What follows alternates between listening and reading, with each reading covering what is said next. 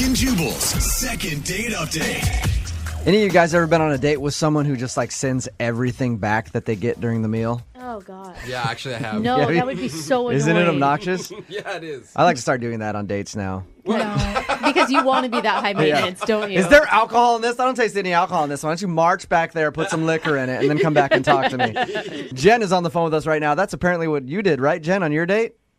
Yeah, I sent back my dish twice. What? Wowza. Why?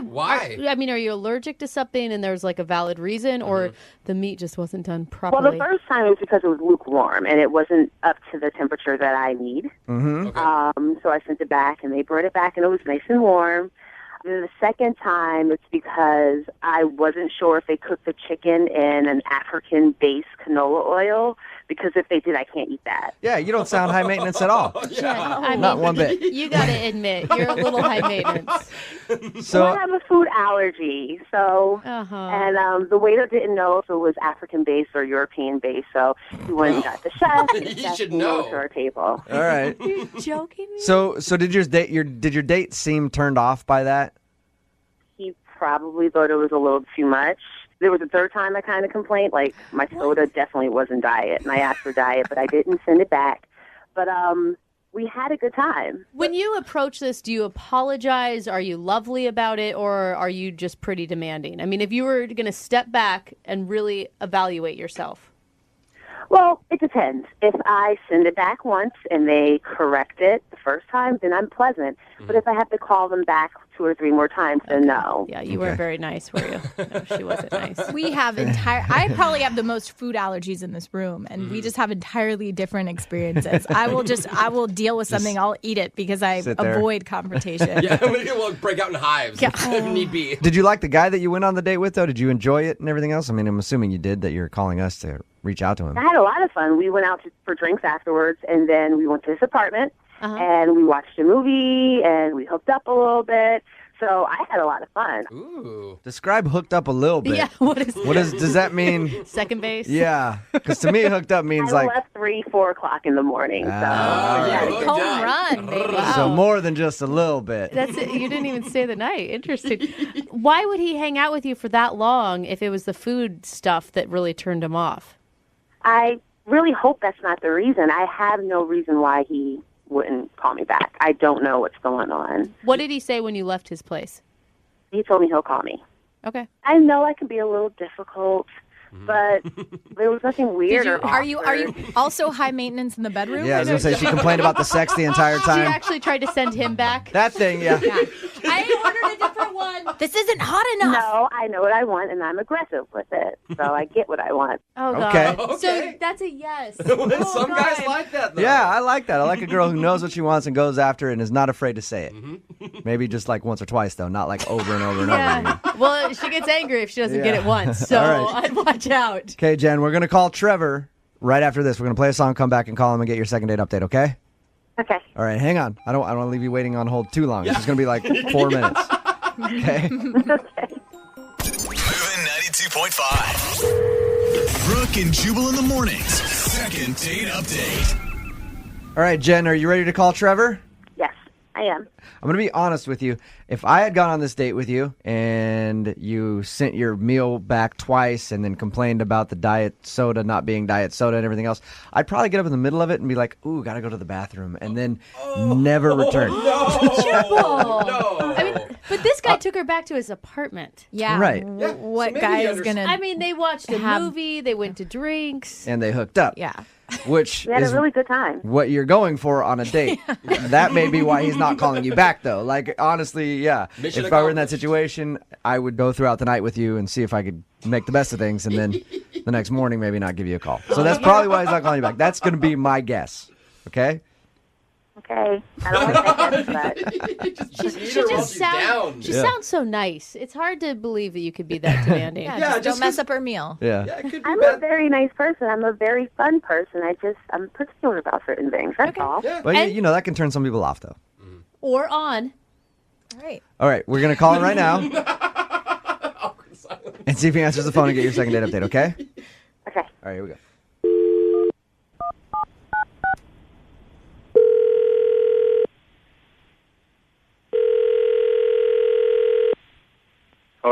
Hey, can I speak to Trevor, please? Yeah, this is him. Hey, Trevor, what's up, man? This is Jubal from Brooke and Jubal in the morning. I'm moving 92.5. How are you? I'm good, I guess. I'm calling because you recently went out on a date with a girl, and now you're not getting back to her. Would you mind talking to us about it? Let's do it, I guess. Yeah. It's okay. You're Wow, down to do it. Wow. It looks like you sound like a real passionate person. Yeah. Do you have any guess as to who it would be? No, I don't. Okay. Really? What's the most recent date you've been out on? What's the girl's name? He's thinking in his head, don't mess this up, don't mess What this you up. want me to say? I mean, The girl that emailed us about you, her name is Jen. oh yeah, Jen. She... That's not who he was thinking of. No, it About wasn't at Sarah. all. Yeah. But Jen is the one that wants to get in contact with you again because she said you haven't been calling her back since your date. She shared with us that on your date, she may have seemed a little high maintenance because she sent her food back a couple times. Are you laughing? Yeah. Are you laughing? Yeah. So, okay, wait. Why the laughter, though? I don't know what she told you. We went to dinner, and it probably took, I don't know, a half hour to find a table that we wanted. And when I say we, I mean, Oh. Wait. I don't mean... So she told us that she sent the food back, but was she doing that thing too? Like, oh no, I don't want to sit here. I want to sit too there, cold. asking the That hostess to sometimes move you and stuff. happens. It happens all the time, but it's the most annoying thing on the planet. Yeah. But maybe she was just nervous at the beginning of the date, Trevor. So is that what happened? I don't think she was nervous. I mean, first it was too close to the door, too cold. After that, we were too close to the kitchen because apparently she didn't want to know there was a kitchen making food somewhere in the restaurant. You're right. So we had to move. We eventually moved to an area that was basically closed. Like the server had to come to another room to serve us. No, Oh, that's wow. the worst. As a former server, that is the worst. And even that was like, she was like, yeah, I mean, this will work. Oh, wow. So ultimately, she was high maintenance. High maintenance doesn't really begin to describe what Jen might be called. So did you just take her back to your house because you wanted a piece? I mean, if you knew from the beginning you weren't going to like her. Well, I had put in so much work already. Yes. Attaboy. Hey, if you're here. You are the biggest scumbag I have ever met in my entire life. You know that, right? Oh. Hey, Trevor forgot to tell you, Jen is actually on the other line. Listen to this entire conversation. Oh, my God. To clarify the table situation, who wants to sit in a cold area? That's number one.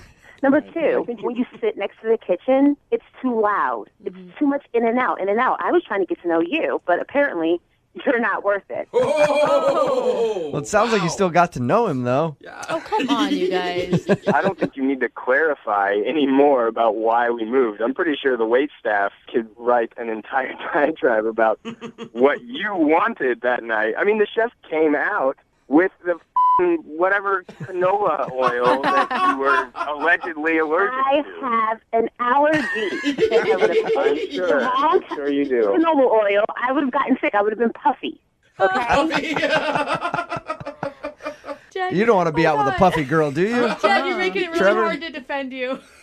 Because I know what I like. Is that why I'm high maintenance? You're not high maintenance. You are beyond high maintenance. You are high maintenance. Because I know what I like. There Oh was my God. nothing wrong with me sending back my food or picking another table. Like, this is just the dumbest thing I've ever heard. I Because sat you're not gonna there be able to staring handle at my anything. food getting colder and colder and colder as you had a pleasant chat with a chef for a half hour. You're exaggerating. It wasn't a half hour. It was a half hour. And that was after the chef came out. And you were a waste of a perfectly good Friday. Perfectly Oh. good. I could have been doing so many other things. I feel like there's still some sexual tension here. Don't you guys feel it? The fire. Yeah. Chemistry. I feel like the second date is going to be makeup sex. Oh, man. This. Well, it wasn't a waste of a Friday for me. I mean, by the end of the night, I was fine. I had a decent Friday. Okay. Oh, all right. At least one of us was fine. Just like the restaurant, I was completely unsatisfied. I couldn't even possibly take offense to that. I don't know how anything could ever satisfy you. And he's like, my plus, I've heard God. it 1,000 times before. Whatever. You guys. All right, that being said, you guys, You're a little boy. Of course you wouldn't know how to satisfy me. You're a little boy. Oh. Okay, Jen. I would love to send you guys out on a second date. We'll pay for it. No, thank you. She already knows the restaurant's going to suck, Right? Jubal. I know. And Trevor, stop lying to women to get in bed, you know? He didn't lie. Well, yeah, Yeah. he said that he liked her and that he would call her later. That's lying, That's Jubal. tolerable. He lied after. He didn't lie to get her in bed. He lied after because he didn't want to get mauled. Trevor, so I'm assuming you don't want to go out with Jen again. I mean, not if it involves dinner. Oh. He's like, Just wants if to we could just skip to what happened after dinner, you're okay with that? That's fine with me. Jen, any interest in that? I'll pay for a hotel room. I got like $60. I can get a travel lodge or something. No. But Jen, take it as the one compliment that we've gotten out of this whole thing. Yeah, the Yelp reviews about you, Jen, are going to be great. Brooke and Jubal in the morning. Brooke and Jubal's second date update. You know, dating in high school is awkward. Your hormones are raging. You both smell like body odor. Tough part about being a guy is try to spray on enough Axe body spray to cover that body odor. It never works. Trying to make out with somebody with cheese stuck in your braces, that's never fun. Oh, gross. But what's more awkward than dating in high school? Me dating a high schooler. What? That's awkward. That took a turn that I didn't want to go to. Curfews you got to deal with. Parents don't get it. It's illegal. Police officers don't get it. Right, exactly. But you know what I say? Age ain't nothing but a number, baby. That is not true. And I'll be there to pick you up at 3:30 this afternoon so we can go get a soda and some froyo. you. But this is not about me and my problems right now. This is about today's second dater. His name is Matt.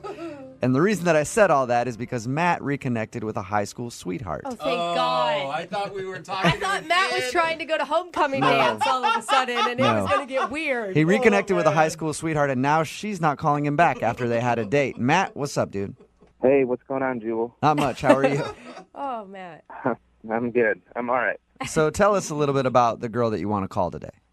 Her name's Avery, and we went to high school together. We dated for like a year, our senior years, and then split up for college. I never really came back home until recently. I just moved back a few months ago, and I heard she was still here through some friends and found her on Facebook. And How long ago was this?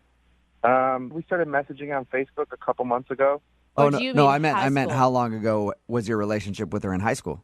Oh, that was like 9 years ago. 9 years ago. Okay, that's a long time. Yeah. Yeah, it's definitely been a while. I mean, you know, you keep tabs on people, but I haven't like seen her or had like a real conversation with her or anything in that time. So is this one of those things, like when you reconnected to her, you know, you've always kind of still had feelings, or you're just like, hey, an old friend? I mean, I still had feelings, definitely, but you know, I was open to just reconnecting. How did she react to you hitting her up on Facebook after all those years? You know, I guess she was weirded out at first, for sure. Yeah. I definitely tried to show her I didn't have an agenda or anything. I just wanted to see how she was doing, and I think that warmed her up, and we got You to chatting. liar. You did have an agenda. You wanted to ask her out again. Maybe that's probably true. What was your reaction when you saw her picture after 9 years of not seeing her? Well, when I saw her picture on Facebook, I mean, I definitely thought she looked amazing. She looked pretty much how I remembered her, you know, except grown up. Nice. I was going to say, she still looked like a 17-year-old girl. I was into that. Gross. Oh my god! No, more like you know, just she seems young and you know full of life, and she's got that same smile and these gorgeous eyes. So tell us about your date then, when you guys actually met up. What did you do? I took her out to dinner, but we were just basically catching up for you know an hour and a half. She was still like the same person, super friendly, really nice. You know, I mean, we had a good conversation overall. It went really well. But there was this, like, one part that got a little uncomfortable and awkward, and so now I'm rethinking everything. What part was that? Well, I went in for the kiss at the end of the night, and she definitely did the tilt the head away Oh. as I land on the cheek move. You were like, what the hell? We've made out so many times before. Seriously, Why are you though. shutting me down now? That definitely was going through my head. But I was trying to cover that. Did she say anything, or did she just like dodge the kiss and it was obvious? She said, "No, I'm sorry. It's just a little too soon." And I was like, "Oh no, it felt really normal to kiss you right now, and I'm sorry. I should chill out." And she said, "I had a really nice time.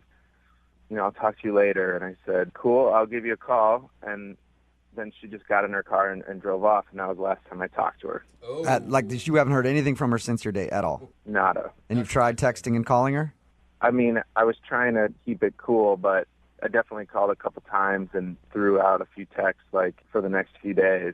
Since this was your high school sweetheart, it'd be awesome if you called and her parents answered, and you're like, "Can I speak to Avery, please?" I didn't call her home line. I still remember it, but I definitely got her new cell phone number. Were you guys firsts? I know that's creepy to say it that way, but I just want to know. Creepy. You're like asking about their 17-year-old sex And what's up life. with that tone you use? Exactly. If I said, "Hey, dude, did you take your V card?" that would be different. But I felt like I should say it. Were you guys first? No. Were you? I'm just curious. I don't know. That how could show intimate, how much exactly how intimate you were with each other and how serious things were with you and how much she remembers you, because girls don't normally forget their first. Normally, they don't. Normally. No, we were approaching that line, and then college came, so we were dancing with that line, and then I missed my opportunity. Oh, so you're just looking. It's all right. He's looking to fit in I know the why deal. you still remember her then. She's the one that got away. She did. All right, well, we'll play a song, come back, call her, and get your second date update, all right? All right, thanks, guys. Hang on. Moving 92.5. Brooke and Jubal in the mornings. Second date update. We're right in the middle of a second date update, and if you're just joining us, Matt is on the phone.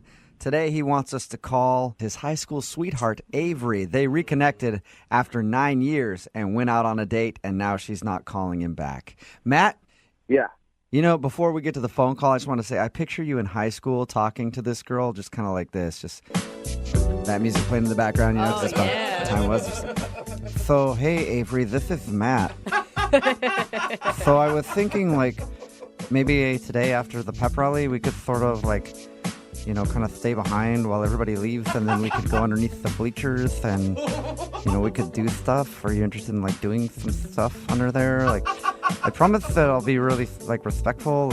I'll do, under the shirt and maybe over the bra, and I will treat you with the utmost respect. And I promise, later I won't go into the locker room and tell everybody that we totally boned down. I'll just give them the honest answer that nothing really happened except I touched your bra. Okay, I probably won't let that happen. I'll probably exactly say that, we went all the way, but that's what we do in high school, so maybe you should just be cool with that? Okay, sweet. Then I'll see you at the bleachers right after the pep rally, okay? So, yeah, cool. Go team. Okay, see ya. Is that pretty much how you sounded?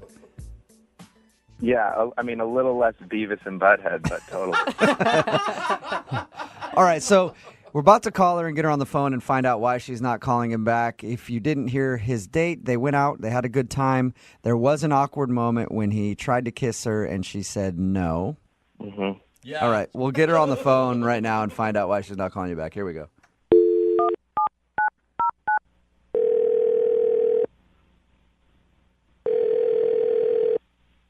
Hello, Hi, can I speak to Avery, please? this is. Hey, Avery, how are you? This is Jubal from Brooke and Jubal in the morning. From what? I'm sorry. From Jubal from Brooke and Jubal in the morning. It's a radio show. what? Sorry, I don't know. I don't know your radio show. Okay. Well, we're a morning show, and we do a segment on our show called the Second Date Update. Have you ever heard of anything like that? No. What that is where if you go out on a date with somebody and then end up blowing them off, they email us to see if we can get you on the phone and ask if something went wrong. So somebody recently emailed us about you.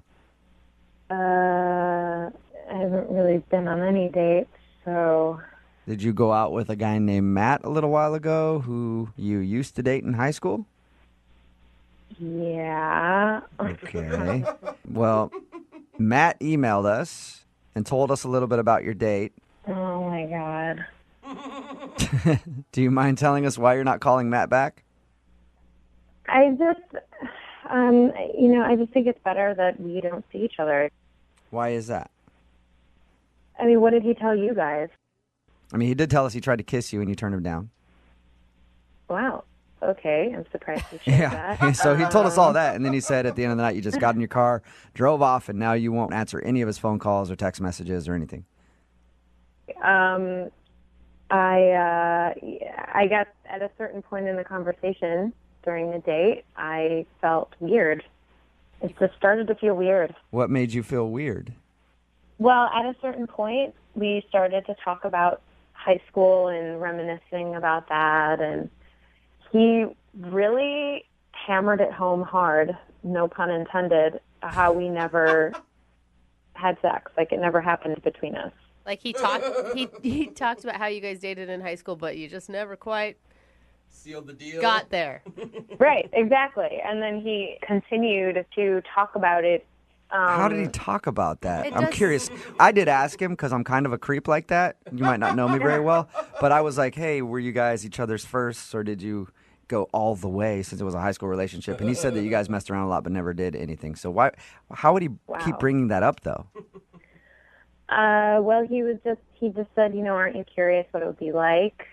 What? And then he started bringing up memories about, like that one time in the living room when your parents came home, or, we almost did it and then they came home, or, he's like, I learned a lot of stuff in college. I learned a lot. Was he trying to impress you with his newfound skills? I don't know. I mean, it started to get really creepy because he was clearly fixated on it, for a long time. Like, he'd really been thinking about it for a long time. It was really obvious. Did he say it that much, or were you just sensitive to it? I mean, he would not let it go, and if that wasn't enough, he kept dipping his carrot in and out of his mashed potatoes as he was talking about it. Gross! Was he doing that on purpose? I'm not sure, because it was like this very strange experience where he wouldn't take his eyes off me, but he was moving the carrot up and down in the mashed potatoes. It was really creepy. Even if he wasn't doing it on purpose, I mean, subliminal may be even worse. And locking eyes with me. I mean, it was really creepy. Just staring you down, slowly dipping his carrot into his mashed potatoes. I don't often dip carrots into mashed potatoes, so maybe he was doing it on purpose. Did he? Oh, yeah. Did you tell him that the whole conversation was making you uncomfortable? I know. I really didn't want to say anything at the time because I didn't want it to be weird. I mean, we had just gotten our food, and I didn't, I was hoping that he would stop talking about it, It's just not the conversation that I wanted to have. I'm surprised he didn't pick up a dinner roll and start violating that with his carrot, too.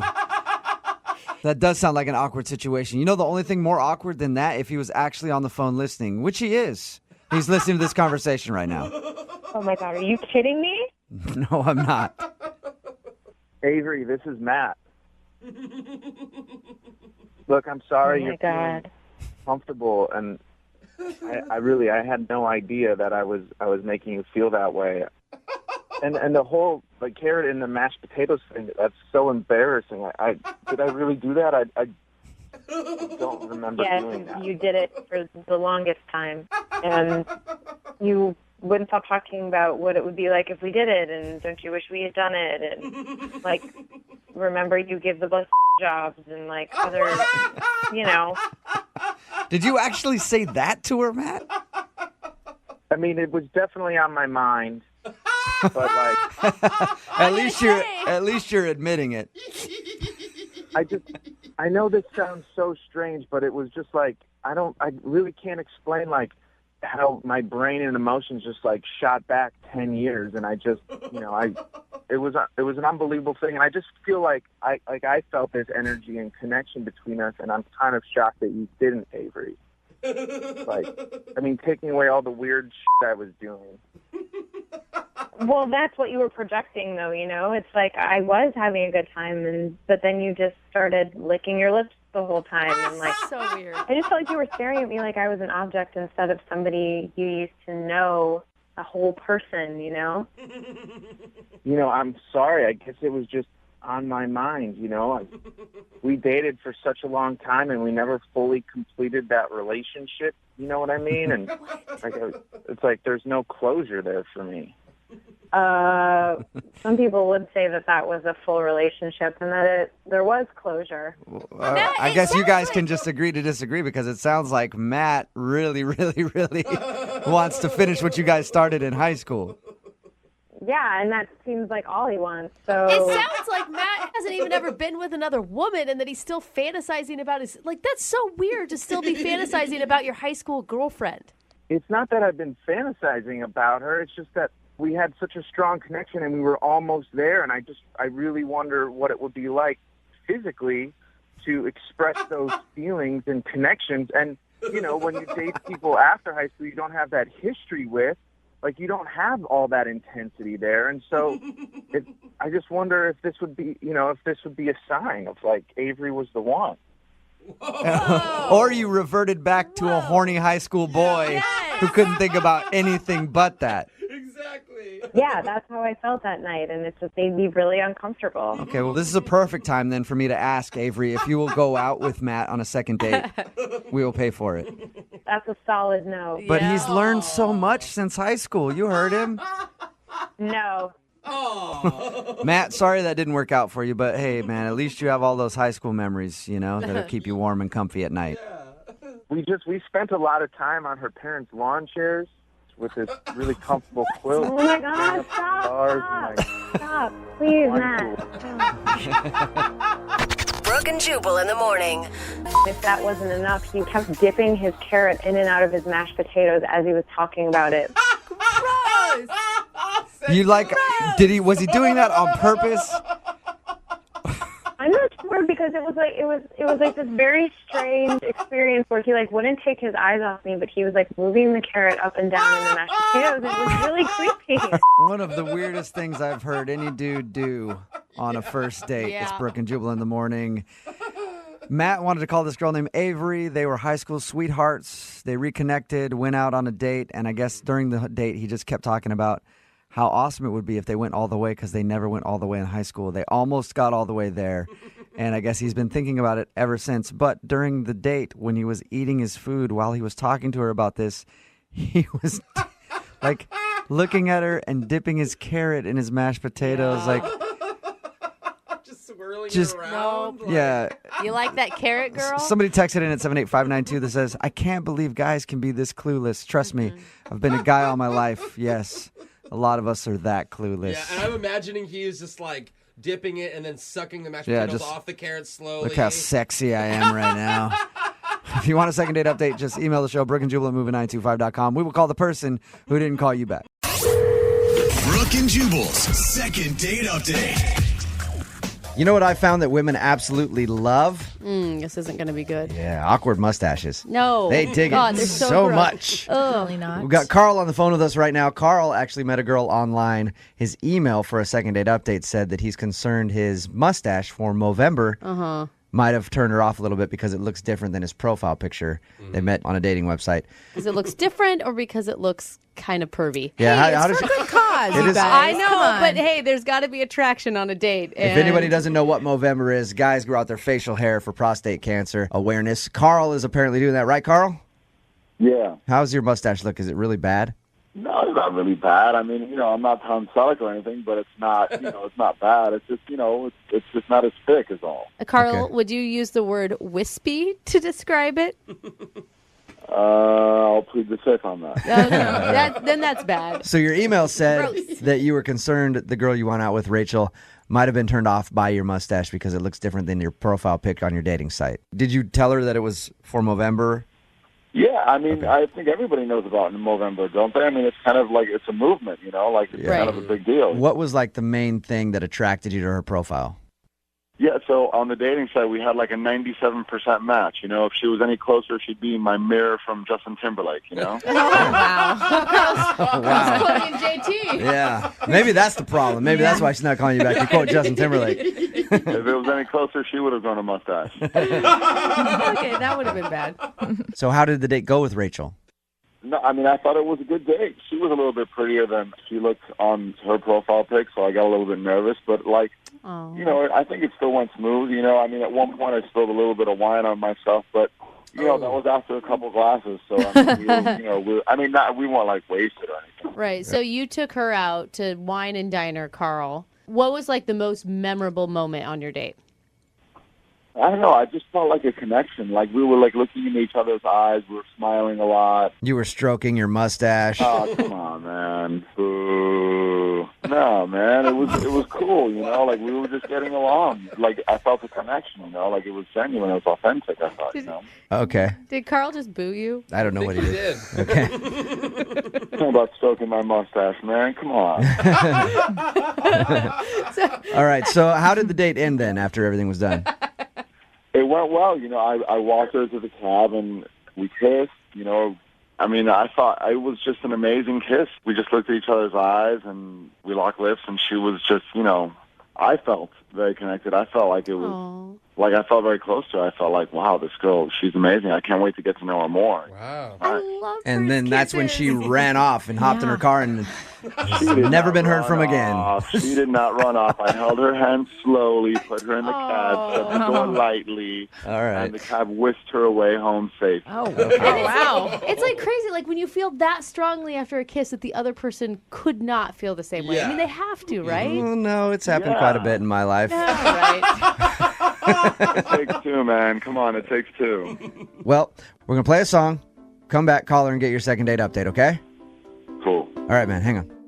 Moving 92.5. Brooke and Jubal's second date update. Remember, if you want a second date update, all you have to do is email us, brookeandjubal@moving925.com. We will call the person who didn't call you back, like we're about to do for Carl.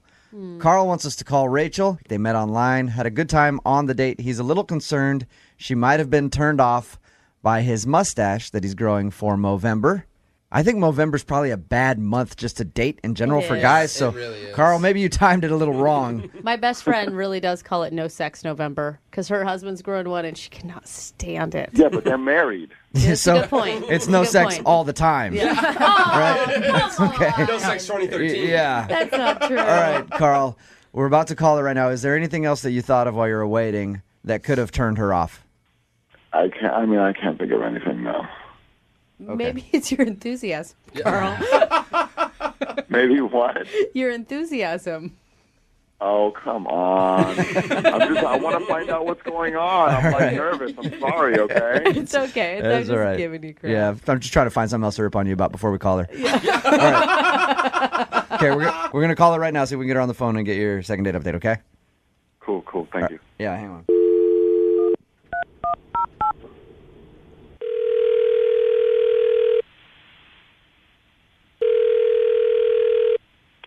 Hello? Hi, is this Rachel? Yeah, this is me. Hey, Rachel, how are you? This is Jubal from Brooke and Jubal in the Morning. I'm moving 92.5. Hi. How's it going? Good. Why are you calling me? You recently went out on a date with a friend of mine. Okay, and you're calling me because of that? Yep, because he went out on a date with you, liked you a lot, but you haven't been calling him back, and he wanted me to call you and ask why. On the radio? Yep. Okay. The guy that I'm talking about, his name is Carl. Do you remember going out on a date with Carl? Oh, Carl. Oh, no. That was a bad Nice guy. Oh. Kind of yeah, an awkward. Real nice. Kind of an awkward mustache for Movember. Yeah. It's all coming back to you. I mean, yeah, I remember Carl. Okay. Is there any reason why you don't want to go out with Carl again? I don't think that we really clicked, I guess. I don't know. Were you not attracted to him? He's fine. He's not bad looking, he's nice. Was it his creepy mustache for Movember? No. Okay. It was bad, though, wasn't it? It was not good. Yeah, he just should not. I totally appreciate November. It's a great thing, but some people just should not do it. Yeah. Well said. You kissed him at the end of the night, though. He told us that. Yeah, he told you. Yeah. Yeah. It's not the way he looks, it's just sort of like how he is. Is he awkward? I will just say that Carl is a hugger. What? A hugger, like as soon as you met him, he hugged you and that scared you away? Like when we did meet, like I went out to shake his hand and he just sort of like brought me in for like a big, like 20-second hug. Yeah, 20 but seconds. Too long. That's a long hug, though. Okay. But That's come on, different you than ended up just- swapping spit with him at the end of the night. That can't be a deal breaker. No, the hug was whatever. It was like a long hug, but then at the same time he was like whispering in my ear, like being like, like, oh, I'm so glad we finally get to do this. All right. I Kind of strange. I support the hug. I don't support the whispering. He like hugged our waiter at the end of dinner. Really? I do that. He said that you hug nice. your wait staff? I mean, if we like connected, I've maybe That's got weird. I've hugged 8 people years of before. serving. Maybe once have I been Yeah. hugged, and it was probably my mom. Yeah, but I mean, maybe Nobody they were, like, hugs their wait staff, Brooke. But what Great if they were salad, like dinner, ring it in. joking around? Yeah. But if that's like really made a connection with that person? No, because then he like as we were leaving, he also like hugged the host as we were like leaving. Real? Okay, so Carl's a creepy hugger. That's what you think of No, him. Carl's a sweet Almost hugger. like it's not even creepy. It's just like exuberant in a way that I'm not into. I'm just imagining him leaving tips in the form of hugs. Yeah. You Like, got not 6 cash. hugs tonight. I think that is really sweet of Carl. No, you don't. Yes, Come on. I do. He's walking through the restaurant hugging everybody he walks by, Brooke. You can't possibly really think that that is a normal thing. She said that it wasn't creepy and it could be making other people's day better. I mean, like we were not wasted. Do you know what I mean? He just likes wrapping his arms around things. Hey, Okay, time out. Can I talk? Rachel, Can I say Carl. something? Yeah, Carl is actually on the phone, Rachel, and heard everything you just said. What? Hey. Carl, don't sound so sad. defeated. Carl, do you need a hug? What's wrong, Yeah, bud? he does. First of all, the reason that I hugged is because when guys meet girls sometimes stuff their bras. And so when guys hug girls, they can kind of get a sense if that's going on or not. Please defend me, Jubal. Do guys do Oh this? my God! How many times has that happened to you? Jubal, do guys do this or do they not? I have never hugged a woman to check if she's stuffing. I have hugged a woman to feel them, Yeah. but not to check if they're stuff. So is that why you hugged her? Because you wanted to check and see if she was stuffing her bra? No girl stuffs her bra. I think girls stopped doing that around 14. Yeah. I'm not positive. No, man. Like, 'cause come on. they're wearing the chicken Why? cutlets. You know what I'm talking about. Oh, yeah, they do have the cutlets. You are right. Yeah, you're good right. point. Never mind. Can't I'm tell on your the side, Carl. difference on those, I'm though. completely on your side, Carl. And would you have just left the date if you figured out she was stuffing? Like we just went out. No, but I fake. just, I just want to know what's going on. I'm human. Okay. No, I get Well, it. all right, Carl. So if you're being honest about that, then why are you hugging everybody else in the restaurant? Because you're nice. Because I wanted to catch on. Because what? I didn't want her to catch on. Oh, so you wanted her to just think you hug everybody, so you're not like, Oh, you guys. He was playing it off. Why do you think this guy is so nice, bro? Yeah. I don't anymore. That's why I'm disappointed. I wanted him to be like this great hugger who is spreading love and like. okay, you just can stop with the hug. sending a It's message weird. of- We can all agree that it's weird to hug everybody you walk by. Rachel, are you Little more strange. turned off after hearing his explanation? I find his boy logic to be real dumb. Uh-huh. But I'm honest. Yeah, How that's many true. honest men have you That's met? also just the way you think. Like, cause then I'm just like, okay, well, if that's what he does when he first meets me, when he meets my friends, is he gonna like do that? Say it, Rachel. I like that you've already brought up introducing him to your friends, which leads me to my next question. Would you guys like to go out on a second date? Rachel, would you like to go out with Carl again? We'll pay for it. I don't think so. No? Like, but I'm really hoping that you can like learn from this experience. All right, Carl, I'm sorry you did not get your second date. Okay. But hey, Carl, Oh. the big question that nobody's asked yet, were they real? Oh, Was she stuffing? I'm a gentleman, and I wouldn't say. Yeah, right. Brooke and Jubal in the morning. Brooke and Jubal's second date update. I like it when we get emails like the one we got for today's second date update where it's very vague and it says, something crazy happened. Okay, why do you like Because it could go one of two ways. Either something crazy could have happened, or they tell you the story and you're like, yeah, not that crazy. And then they try to find like, well, no. And then also this happened. You're like, no, still really bad story. So let's find out if something crazy did actually happen. Okay. Lewis is on the phone for a second date update today. What's up, Lewis? Hey, no, I'm not lying. This was crazy. that? All right. Now, like Jubal said, big claims there, sir, and we don't like to be disappointed. You won't be, I promise. Okay. Okay. We'll get to the crazy part in just a second. First, tell us about the girl you want to call today. What's her name? Her name is Gwen. Whoa, you're right. That is crazy. I don't think that he got to the crazy part yet. Oh, my bad. All right. No. Patience. I'll get there. And where did you meet Gwen? I met her on Tinder. Oh, man. Yeah. Whoa. Okay, Saw that Dude. coming, didn't you? Crazy. You have something wrong with Tinder? No, No. he's saying that that's your fine. crazy part of the... Okay. Yeah. He Never doesn't. mind. Okay. So you met her on Tinder, and what'd you guys do when you went out? We went to a local bar that I know the bartender. And were you excited leading up to this date? I was. I messaged her on Tinder because she had these great photos. She has a really nice body. Okay. I thought so. She had a picture of her in a bikini with her dog, and I just thought that was adorable, but also extremely sexy. So, Nice. Was the I'm dog sure- wearing a bikini too? No. no. Okay. It would have been adorable. Adorable. Okay, so you liked her a lot because she was hot. No. I liked her because she has a nice body. What's the difference?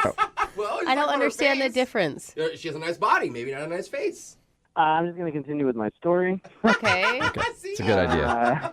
So, like I said, I took her to this bar that I hang out at, and I knew the bartender, so we were able to get a deal on drinks. So we're not setting this up as like the beginning of a story of a lifelong relationship. You just wanted to hook up that night. Yeah, sort of. Okay, that's fine. Okay. As long as you're honest with your intentions. And Oh my God. did you have fun with her? Yeah, we played darts, we played pool. She grabbed my arm at one point out of flirtation. I thought it was flirting because I was stealing her turn. You know, that kind of thing. Okay, so what happened? Did you guys like go back to your place then? That was the plan, but it didn't happen. So we were calling an Uber, Uh-huh. and she jokingly said that she should pay for it, and I said no because I wanted to pay for the night, you know. Trying to be gentleman. Okay. And then I jokingly said she could pay for the wedding, our wedding. Yeah. And she loved that response, so she burst out laughing. We were joking. And then this homeless guy came walking up thinking that I was harassing her or something and got in my face. A homeless dude got in your face. Yeah, and he said, "Stop harassing the lady." And I said, "I'm not. You can step off." And I got a little irritated. I'm like, who is this guy and why is he bothering us? Right. Right. And so he just wouldn't let it go, and we started to walk away, and then he jumps me. Whoa. You got jumped by a homeless guy? Whoa. Yeah, that's the crazy part. Yeah, that's pretty wild. Yeah. Oh my All right, getting God. jumped by a homeless guy on your first date, I say that qualifies as a crazy story. What? I mean, what happened? Well, we got into a little bit of a fist fight, and then he knocks me out. You got- Oh, man. Oh, Please tell me man. somebody got video of it. World Jubal! I don't know. Maybe she did. She's not talking to me. My first question is, are you okay? Yeah. Not, is there video? Yeah, I'm fine. I woke up 5 minutes later, not quite sure what happened, and Gwen was gone. Wait, she Oh, left she you? Left? Yeah, she left. Dude, that's messed up. Even if it is just supposed to be like a one-night hookup thing, just to ditch you as you're laying passed out on a sidewalk after a homeless guy beats you up? I don't know. Maybe she went and got help. Or ran. I mean, that's possible. Like, Yeah. if you're being beat up by a homeless dude, I'm not sticking around to see how you're doing. Sorry about that, buddy, but we just met off of Tinder. Yeah, that's true. She could have done that. I'm not quite sure what happened to her. So wait, you didn't see her the rest of the night? No, I woke up and they both were gone. Homeless guy and Gwen. Oh my God. So you were knocked out on the streets and then alone when you woke up? Well, this older lady walked by asking if I was okay, but then she just kept walking. So Sounds like she was flirting to me. You should have maybe gone home with her. So have you tried to get a hold of Gwen since this all happened? Yeah, I just thought maybe she was spooked or something. So I texted her, and she responded later in the day. What'd she say? The next day. And she said, yeah, I'm fine. Everything's fine. I hope you're all right. And I said, yeah, I'm fine. I just couldn't believe what happened last night, and I wanted to get lunch and talk about it. Mm-hmm. And then she texted me back saying, I don't think it's going to work out. And I haven't heard from her since. Wow. Man, that's Wow, so she did ditch you. She didn't care how you were? Apparently, I don't know what I did, but Well, maybe it's not being able to take a punch. I don't know. Maybe that turned her off. thanks. No problem. Maybe she was worried that I wouldn't be able to protect her or something, but hey, the guy sucker punched me, and I was not prepared for that. I don't know how anybody could be prepared for that on a first date. But we'll play a song, come back, call her, and find out why she left you there for dead that night, okay? I would appreciate that. Okay, we'll do it right after this. Hang on. Moving 92.5. Brooke and Jubal in the mornings. Second date update. Right in the middle of a second date update, and if you're just joining us, the dude on the phone sent us an email saying he had a crazy story. Normally, that means they're pretty lame, but this one definitely delivered. Yeah. He met a girl off a Tinder named Gwen. They hung out at a bar, played some pool, flirted a little bit, and they were about to leave to go back to his place. And then when they went to go get the Uber, he got jumped by a homeless dude and knocked out. Oh, That is a And crazy then- story. seriously Yeah. though. Then when he finally came to, he was alone by himself. His date was gone. The homeless guy was gone. The only person around was a pleasant old lady who said, "Are you okay?" And then went along on her way, and she left him there too. So he was pretty much just all alone. And he hasn't been able to figure out why Gwen won't go back out with him after that whole experience. So the one thing I'm kind of confused about, Lewis, is why you want another date. Because it sounded like this was just a hookup night anyway, that you met this girl off Tinder and just wanted to get some. Fine, totally fine. And then she leaves you after you get knocked out. Like, why are we calling her again? Well, A, I wanted to hook up that night, and it didn't happen. Okay. So that was one. And B, I don't understand why she just left me there. I Yeah. want to know why she would just leave me knocked out on the sidewalk. I'm And we kind don't of know curious that. on that one, too, actually. Yeah, and you could have got lucky. We don't know what happened with you and that homeless dude after he knocked you out. You know what I mean? We really don't. So That better not have happened. You never I know. agree. You want to remember that, you know? We got to find all this stuff out. All right, I'm going to dial her phone number right now, man. Here we go.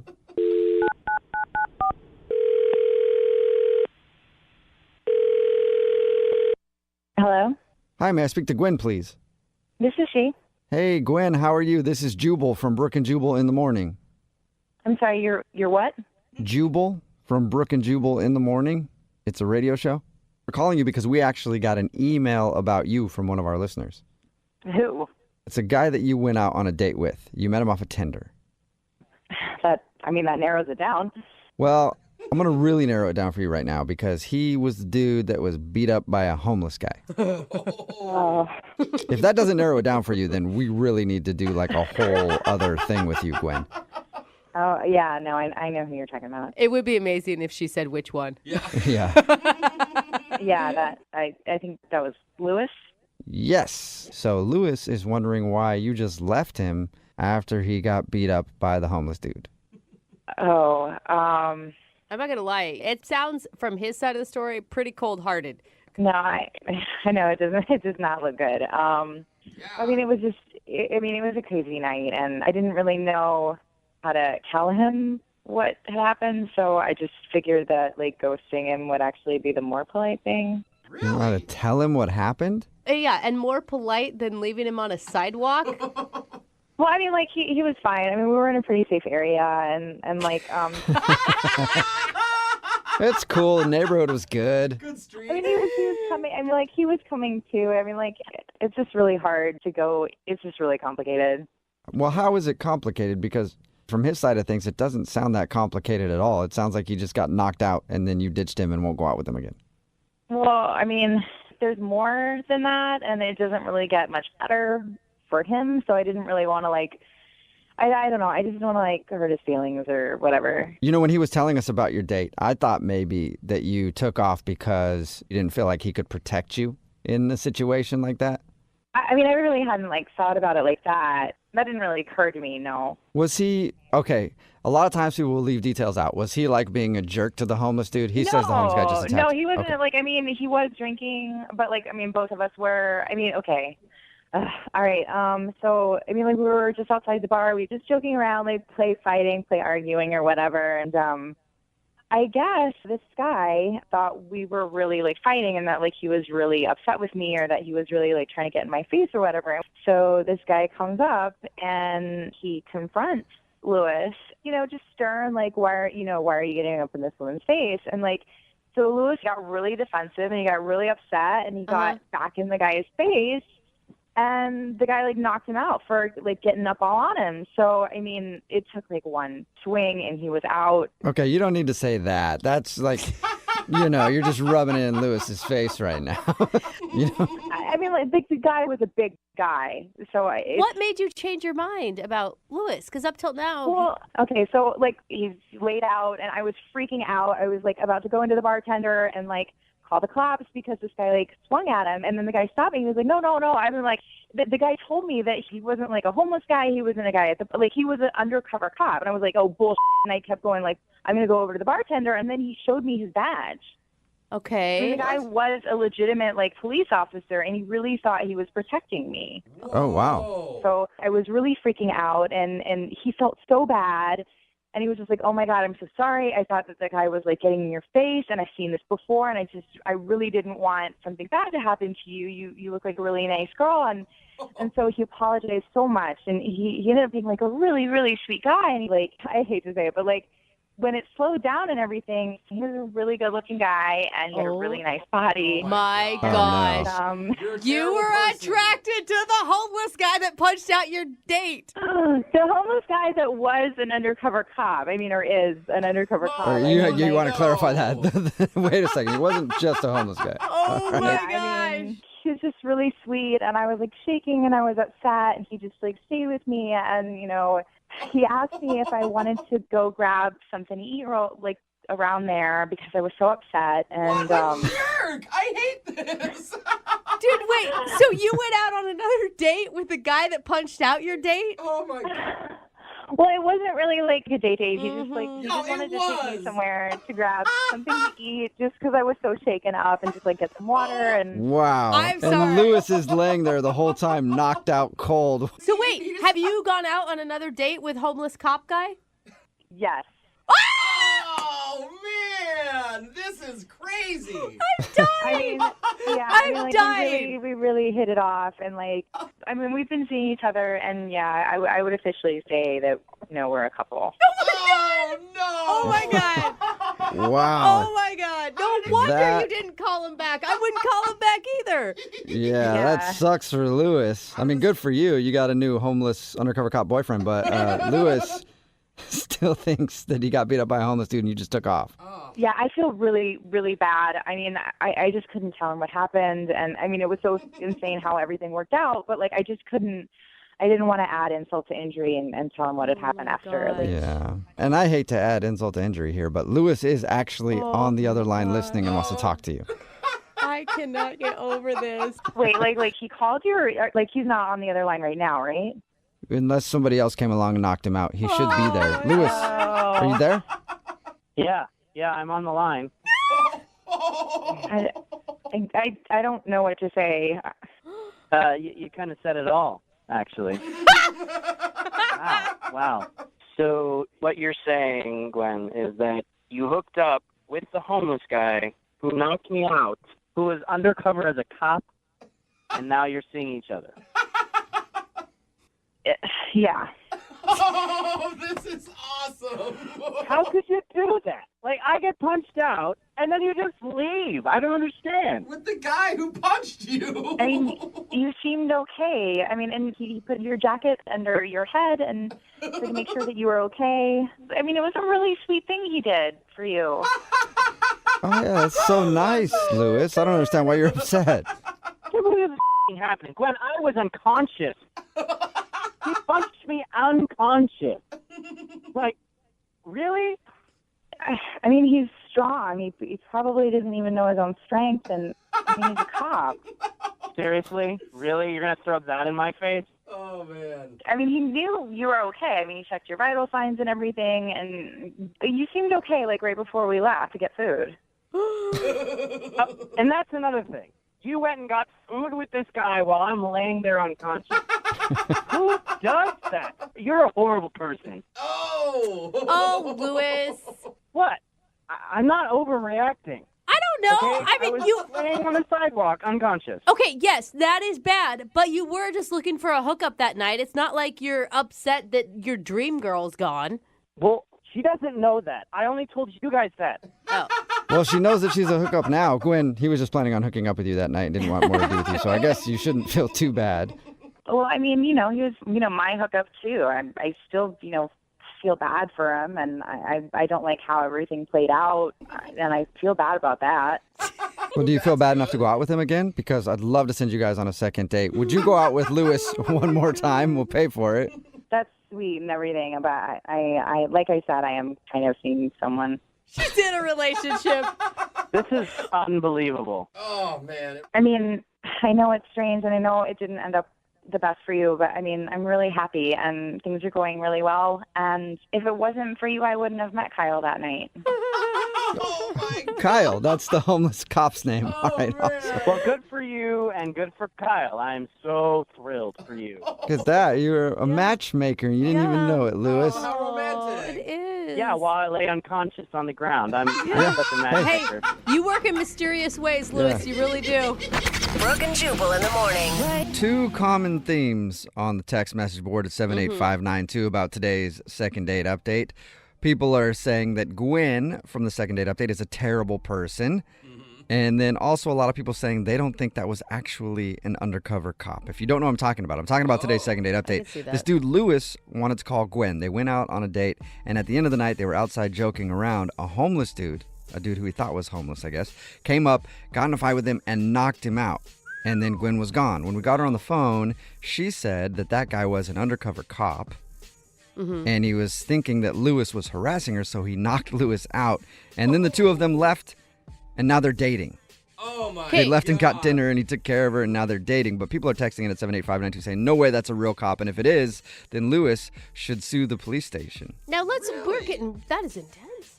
Yeah. Well, I mean, I guess they have a point, and I do agree. Leaving someone unconscious on a sidewalk is not a good move. Like, I don't think Terrible. anybody on this show agreed that was a kind thing Yeah, to do or even the if- right thing to do. Well, situational for me, too. But- Like most things. Like, it could be somebody that you really want to knock out and you think should leave there.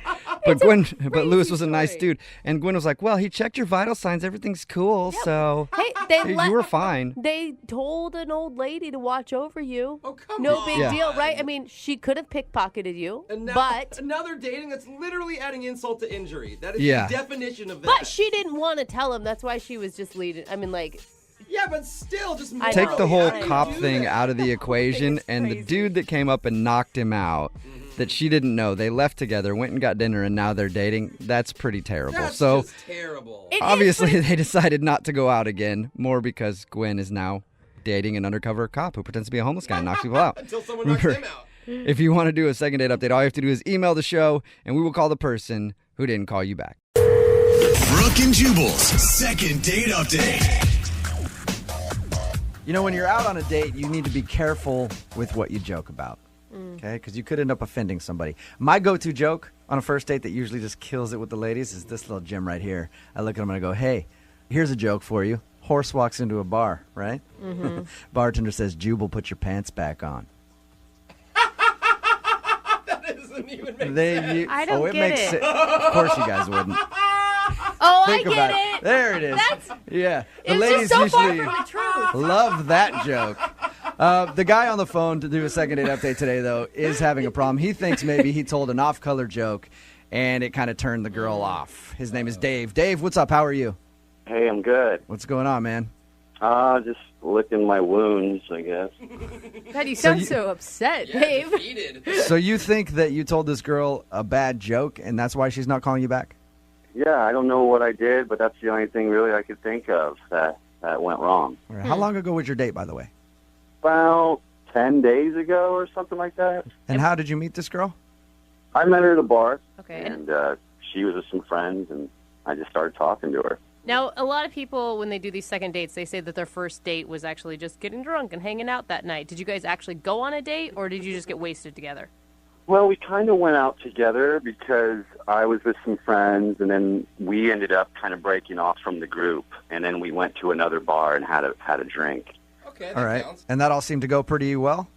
Yeah, it went well enough to where I invited her back to my place, and she came over. Oh. That's usually a good sign that a date is going good. Yeah. So tell us about the joke, though, that you emailed. You didn't tell me what the joke was, but you said you may have offended her. Well, I brought her out a drink, and I said, man, wouldn't that be funny if someone mixed something in there or something regarding the What? No. You made a joke like that to a girl who you just met. Yeah, but, I mean, she came to my place, so... No. No. You don't. I'm guessing she didn't drink the roofie joke drink, right? No, she left. Yeah. Of course she did. Did she leave right away after you're like, hey, some people call me Mr. Cosby? Well, I mean, she made me feel uncomfortable enough by her reaction where I kind of knew it was over right then and there. So. Yeah, it made you feel uncomfortable. Isn't that amazing? Yeah, I know it was a stupid thing to say, man. I know it was dumb. That's one of those moments where you say it, you're like, this is going to be really funny. Yeah. And then you say it, and then you see the look on her face, you're like, oh, crap, I just made a roofie joke to a girl who just came over to my house. Oh, no. Not a good idea. I know, it was like the stupidest thing I ever did.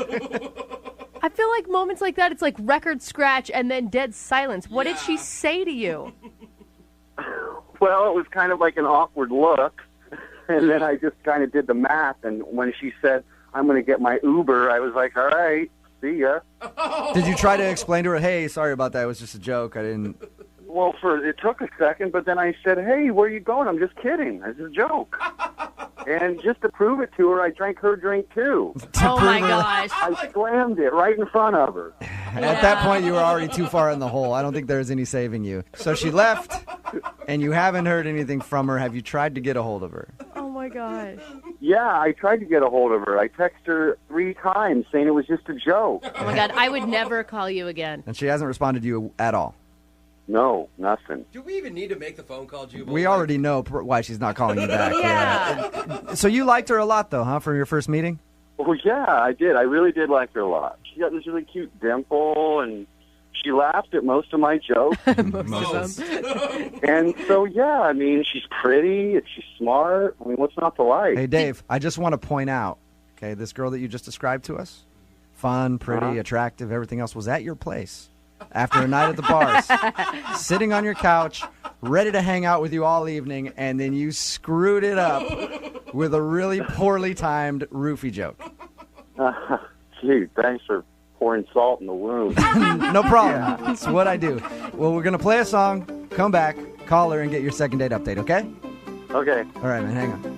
Moving 92.5. Brooke and Jubal in the mornings. Second date update. You know, a lot of times when we do these second date updates, we talk to the person about their date, and then we go like, I wonder why they're not getting a call back. Mm-hmm. Not today.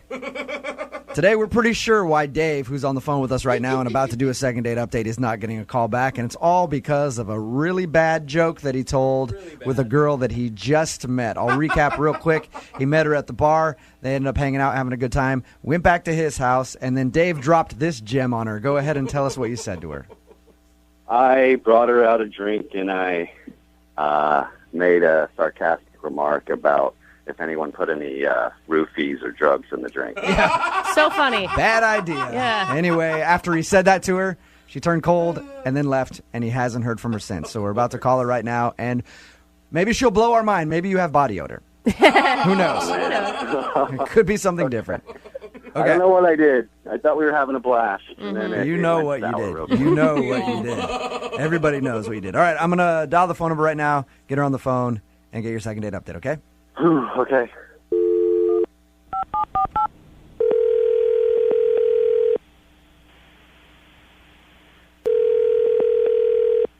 Hello? Hi, is Cammie there? Yeah, this is she. Hey, Cammie, how are you? This is Jubal from Brooke and Jubal in the morning. Hi. What's going on? Nothing much. You're calling me. Just calling to check in to see how you're doing. Hey, Cammy. Are you familiar with the show? Kind of. Have you heard a second date update before? No, not really, but yeah. I guess. No, not really, but yeah. I heard of them. Okay. All right. Well, congratulations, Cammy. You're about to be the star of a second date update. Okay, what does that mean? Well, that means that you recently went out on a date with one of our listeners, and he liked you so much that he emailed us and asked us to call you and find out why you're not calling him back. His name is Dave. Oh, my God. Okay. Do you remember going out with Dave? Yeah, I remember it. Did you not like him? That's an understatement. I don't even have words for it. Okay. He was being so childish. Like, my 5-year-old nephew is more mature than he is. What do you mean by that? I mean, the whole time, like the entire time, food, drinks, everything, he's making like these inappropriate jokes the entire night. So when he brought you a drink and was like, hey, don't worry, didn't put any drugs in there. He told you that? Yeah, he did. He told us that. And that's why he thinks you're not calling him back, because of that joke right there. But it sounds like there's more to it. Oh, no, he has a handful of like jokes. He has a load of jokes. So you didn't feel danger by him when he said that. You were just annoyed. Yeah, I was just annoyed. I felt like I was like babysitting like a grown man the entire time. Then why did you go back to his house if you weren't having a good time with him? I feel like I was giving him another shot. I was like, this is it. But I feel like he's that type of guy to have jokes in his pocket to try to impress a girl. So you think he just memorizes bad jokes just in case he goes on a date? Exactly. What were some of the things that you can remember? Oh, all right. He was like, what did the hurricane say to the coconut tree? What?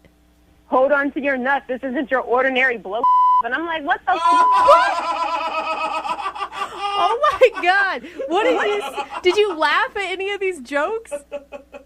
I choked, which was very ironic. I choked on my drink. I'm confused. Was he just throwing all these bad jokes out at you over drinks, or did it come up casually in a conversation? It was like, got a joke for that.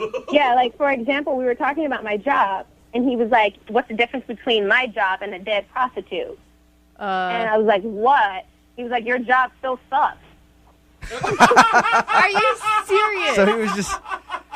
That's awesome that he has all these jokes in the palm of his hand to throw them out there. Oh, my God. It was just so deceiving. I'm like, you are a handsome guy, but you're just so stupid and dumb. Like, why are you... But you still hung out with him all evening.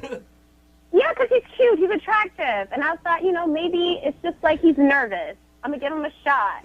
Like, we went back to his place, and I was like, maybe he'll be a little different in his own atmosphere. That was, that wasn't true either. He's still as childish at home as he is in public. So even with all the bad jokes and everything, you were still in it until he made a roofie joke back at his place. Yeah, I was like, I'm done. I'm done. Call me an Uber. Yeah. Get me out of here. That'll usually kill the mood. Oh, it killed it. It was dead. I can imagine. Cammy, would you like to hear some more of his jokes?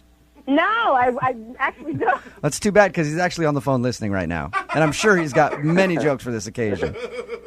No, he's not. Are you serious? Yes, he is. Guess who? Oh, you're creepy. Cammy? Hi, I Dave. can't believe you don't like my jokes. I don't. Then why were you laughing at all my jokes?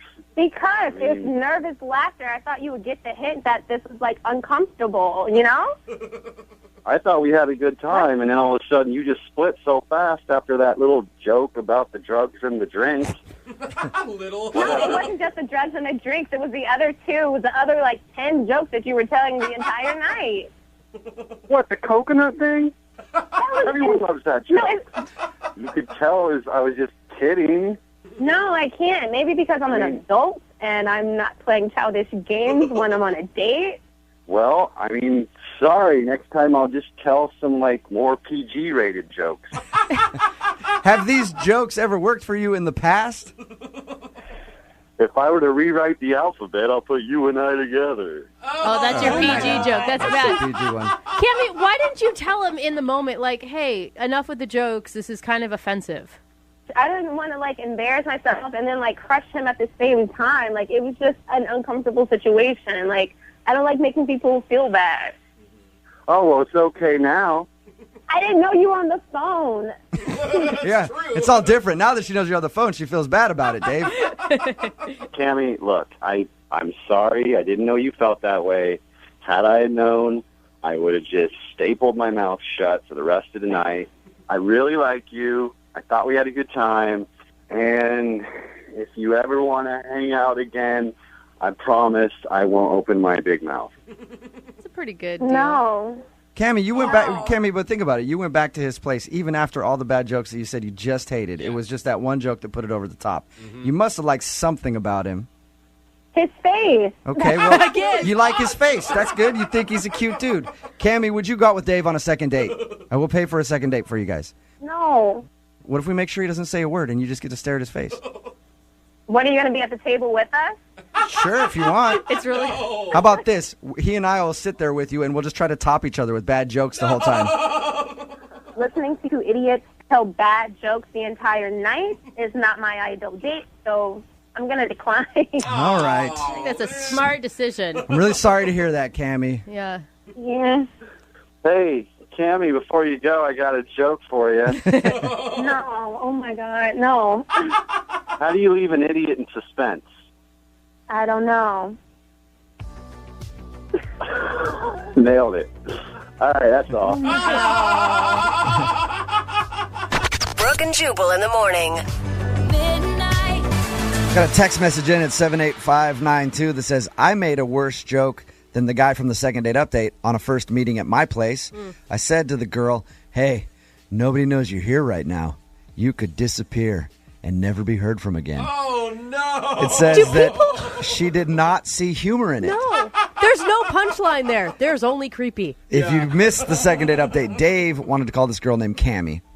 He knew what he did wrong. He made a really bad joke after they went back to his place and he got her a drink and he came up and was like, there might be something in it.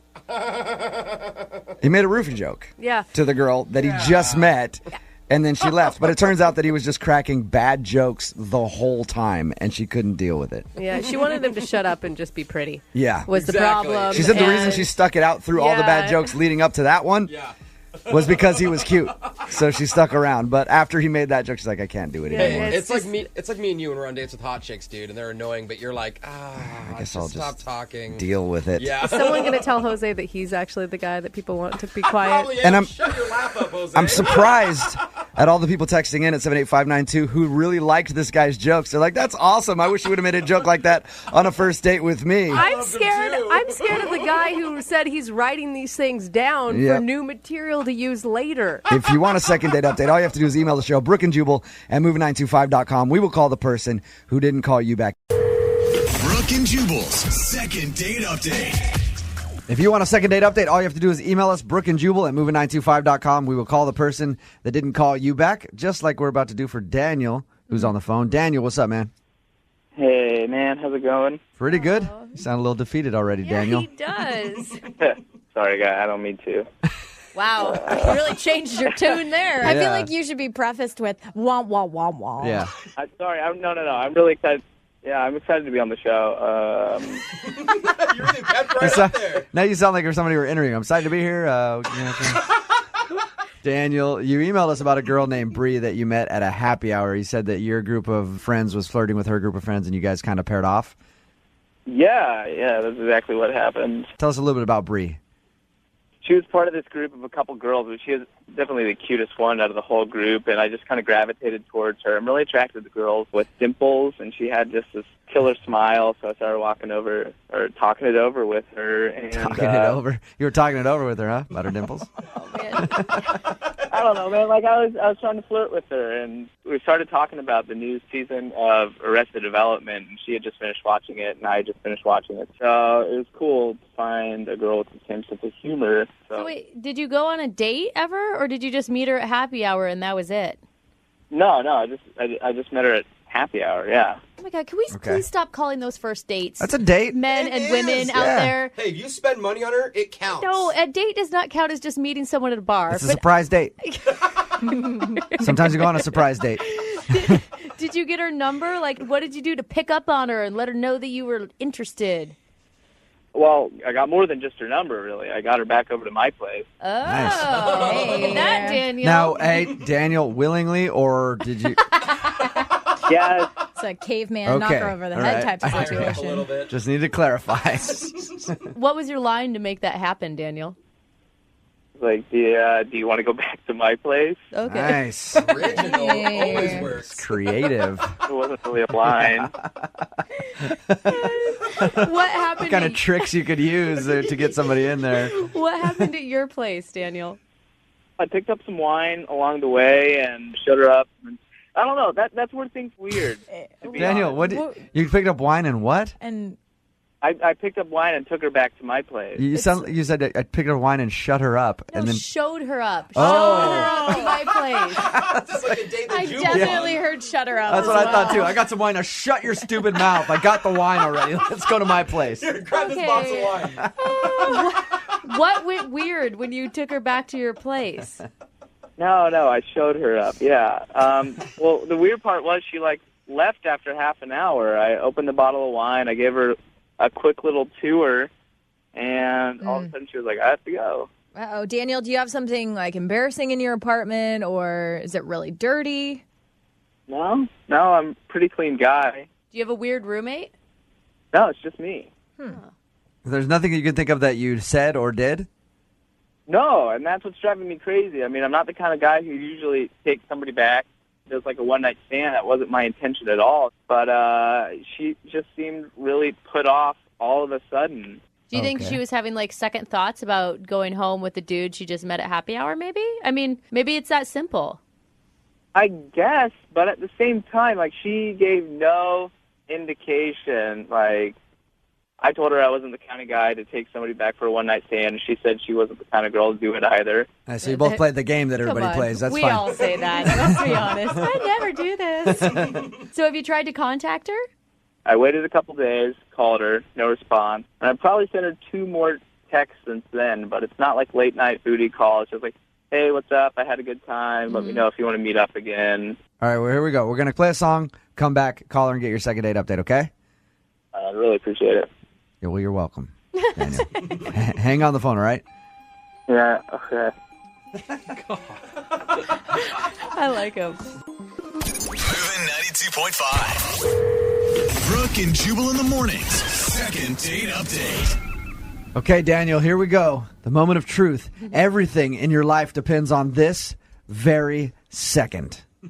You got it, man. It's Brooke and Jubal in the morning of 92.5. That's awesome. The second part of your second date update. If you missed the first part, we're talking to Daniel about the girl that he met at happy hour, Bree. They had good conversation, ended up going back to his place, and she left. You say she was there for about a half an hour before getting weird and leaving? Yep. Okay. And we didn't ask, you didn't get a kiss in or anything. Actually, I did. I got a little quick kiss on the cheek, but It was on the back of her head as she was leaving. You gave her a little peck that she couldn't even feel on the back of her hair. You just smelled her hair as she was walking out the door. All right, Daniel, you ready to give her a call? All right, let's do it.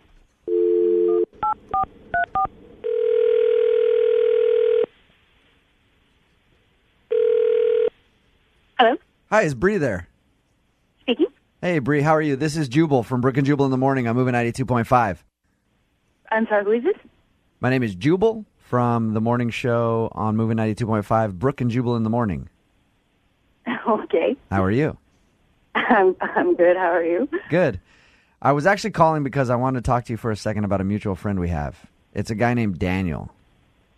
Okay. You remember meeting Daniel at happy hour and then going back to his place? Yeah. Well, he talked to us about that, and he wanted to know why you weren't interested in calling him back. That's really weird. But Think of it as a less, well, possibly more creepy Craigslist misconnection. I don't know, less or more creepy. That's how much he likes you. That's sweet, I guess. This is what he told us, okay? He said that he met you at the happy hour, then you went back to his place to drink some wine, and about half an hour into your visit, you got weird and made an excuse and left. That's all he said. Yeah, that's pretty much it. Other than all the stuff about you being awesome and cool and beautiful and wanting to go out with you again. That's super sweet. Yeah, he was like showing me around his place. He showed me the bedroom. I bet he did. But he left to get me a glass of wine, and that is when I noticed his bookshelf. Wait. His bookshelf where? His bookshelf in his bedroom. He had some titles that were not really up my alley, I guess. What do you mean? Like, just, are you a book snob? He had Twilight, and I Yeah. just couldn't handle it. 50 Shades of Grey. That would have been fun. I could have handled that. What really was kind of weird, he had stuff like, how to exploit her inner psycho. What? Oh, no. I did not know that was a book until I saw it on his shelf. What? There was How to Sleep with Your Professor. Ooh. How to Sleep with Your Professor? And the other one I remember is something like things I learned from women who dumped me or something like that. Okay. So he had like self-help books, kind of. Yeah, but that's kind of weird. Like, I can handle, how to find your inner power or something like that, you know. Yeah. But those were not, how to exploit her inner psycho was really the one that kind of... The Idiot's Guide to Knocking Up Your Teacher is kind of weird, too. I was like, Bree, I should probably tell you that Daniel's been on the phone the whole time. He's heard everything you said. oh, hey. Bree? Yeah? That's why you weren't calling me back, because of those books? Those are kind of odd books. Listen, this has all been just one big misunderstanding, okay? I told you I used to be a TA. Like, my professor and I were really close. And I got that book just to kind of show her. This is when I was studying anthropology. Remember I was telling you that? I just wanted to show her. Sounds like what you're saying. Yeah. Were you sleeping with her? I did not want to sleep with her. She and I had a very open relationship, but there was nothing sexual about it. Did you want to get a good grade in her class? What are you talking about? You don't know Mrs. Unruh. I'm surprised, Daniel, that you're not on a first name basis. So you gave it to her as a joke, or you got it and showed it to her as a joke? Yeah, I wanted to show her. Yeah. It doesn't really seem that funny now that I'm explaining it, which probably means. What about the book Exploiting Her Inner Psycho? Yeah, that's the one that really stood out to me. That was a joke book from my brother. I used to date this girl in high school that went a little nuts, and he thought getting me this book would be funny. So they're all joke books. It's all just funny. I didn't even know I still had that book. It must have been at the bottom of the pile or something. No, all three of them right next to the bed. Daniel, stop lying, dude. Just own up to it. I would almost respect you more if you came out and said, yep, these are mine. Yeah. I read them. Would you? I mean, would you really? So in other words, you're kind of saying that those books are yours to read, but you don't want to admit it. I didn't say that. No. It would be one thing if they were scattered throughout they were literally right next to the bed, though. Daniel, do you struggle with dating and that's why you're turning to these awful titles? Oh, man. I don't know what to say. I'm trying to help you, dude, but it's really hard. I know. I just have a lot of trouble, you guys. Oh, Daniel. Well, here, first of all, maybe you could buy self-help books, but you could buy ones with, more helpful titles, not about exploiting psychos and sleeping with professors. I know. I got that Dating for Dummies book, and that thing was a piece of Hey, Daniel, how about this? I'll give you 30 seconds to plead a Brie. Oh, man. For a second date. Hold on. He's getting out his book. Chapter 4, Daniel. Chapter 4 on how to plead to a woman. Okay, Bree, listen. I really like you. I thought you were the most beautiful woman at the bar. I'm not really good at dating, and I'm not really good at being honest. But the fact is, I felt like we had a real connection, and I want to be honest with you, and I want you to know everything about me. And I don't care if it's embarrassing or stupid. I'll get rid of all the books. They don't matter anymore because I just want to get to know you. Yeah, what do you guys... He just said I'm not very good at being honest. That throws everything else out he said after that. Yeah. He's working on it. Bree, we'll pay for you guys to go out on a second date if you'll agree to go out with Daniel again. Can I think about it? No, we need an answer now. One date, we'll pay for it. We'll make sure there's a lot of people around. Yeah, I guess. He's funny and sweet, and maybe a little weird's okay, I guess. I don't know. We'll find out. You'll do it? All right. Yay. There you go, Daniel. Bree, you made the right choice. Oh, good job, Daniel. Confidence, I like it. Bree, this is probably the wrong time for me to tell you, but Chapter 7 in How to Exploit a Psycho says call a radio station and ask her on a second date. Sorry. Brooke and Jubal in the morning. Brooke and Jubal's second date update. If you listen to the show at all, you know that I always rip on fathers who say things like, I'm not letting my daughter date till she's 18. Yeah. Not on my watch. Protective dads. Yeah, because they always say the same thing, right? It's hacky, first of all. Every dad says that. Because Be it's part of a his little stand-up routine. creative. Well, it's just annoying. Be a little more creative. And then Start auctioning your daughter off. Well, Go the opposite way. And then also, no, you're not. You're not going to shoot a dude that comes over and wants to date her. You're going to let her date before she's 18. So stop saying it. It's been said so many times, and you're not going to actually live up to it. I think, though, today I may have found somebody who I don't have to rip on. Because I feel like the girl that we're about to talk to in a second, Katrina, who's emailed us for a second date update, I feel like her father is actually one of the few guys that will actually live up to his promise of murdering anybody that wants to date her. What? Katrina, how are you? Hi, I'm good. How are you? Good. Would you say that's pretty fair analysis of your dad? Yeah, pretty much. So tell us how you met the guy that you want us to call today, Katrina. So I met Curtis through some friends at school, and he's really great. I really like him a lot. He's really cute and funny and very sweet. Are you in high school or are you talking college? I just turned 20, so I just started college. Okay. Yeah. I would hope we'd have an age limit. I don't And know. you still Second date and you still live at home, right? Yeah, Okay. I do. So you met this dude through friends and you liked him a lot. Tell us a little bit about your date. Well, we were going to go out somewhere, but it ended up being really rainy. So we just went over to his house and decided to watch a movie instead, which was really nice. He doesn't also live with his parents, does he? No, he has a roommate. All right. So you guys hung out at his place. Yeah, so it was going really well. We were kissing and making out during the movie, and I got a phone call from my dad. It was at 10:01, and I completely forgot that I was supposed to be home at 10. Oh, God. Wait, you have a So curfew you're- still, even though you're 20 and in college? Yeah, because I still live under their roof. So your dad's one of those my roof, my rules type of guys. 10's early, too. Yeah, and actually I had to beg him for a 10. It's normally 9. What? Wow. Oh my He God, actually- honey, you need to get a part-time job and move out, Yeah. like soon. Yeah, because it starts to get dark, though. He just likes me home. Okay. All Oh right. my gosh. Well, okay, so he likes you home at 9. You begged for 10. He gave you until 10 o'clock, and you missed your curfew. Yeah, so he called me, and you know he's a really great dad. He's just very protective, and I guess I kind of yelled at Curtis a little bit to take me home because I was really kind of scared.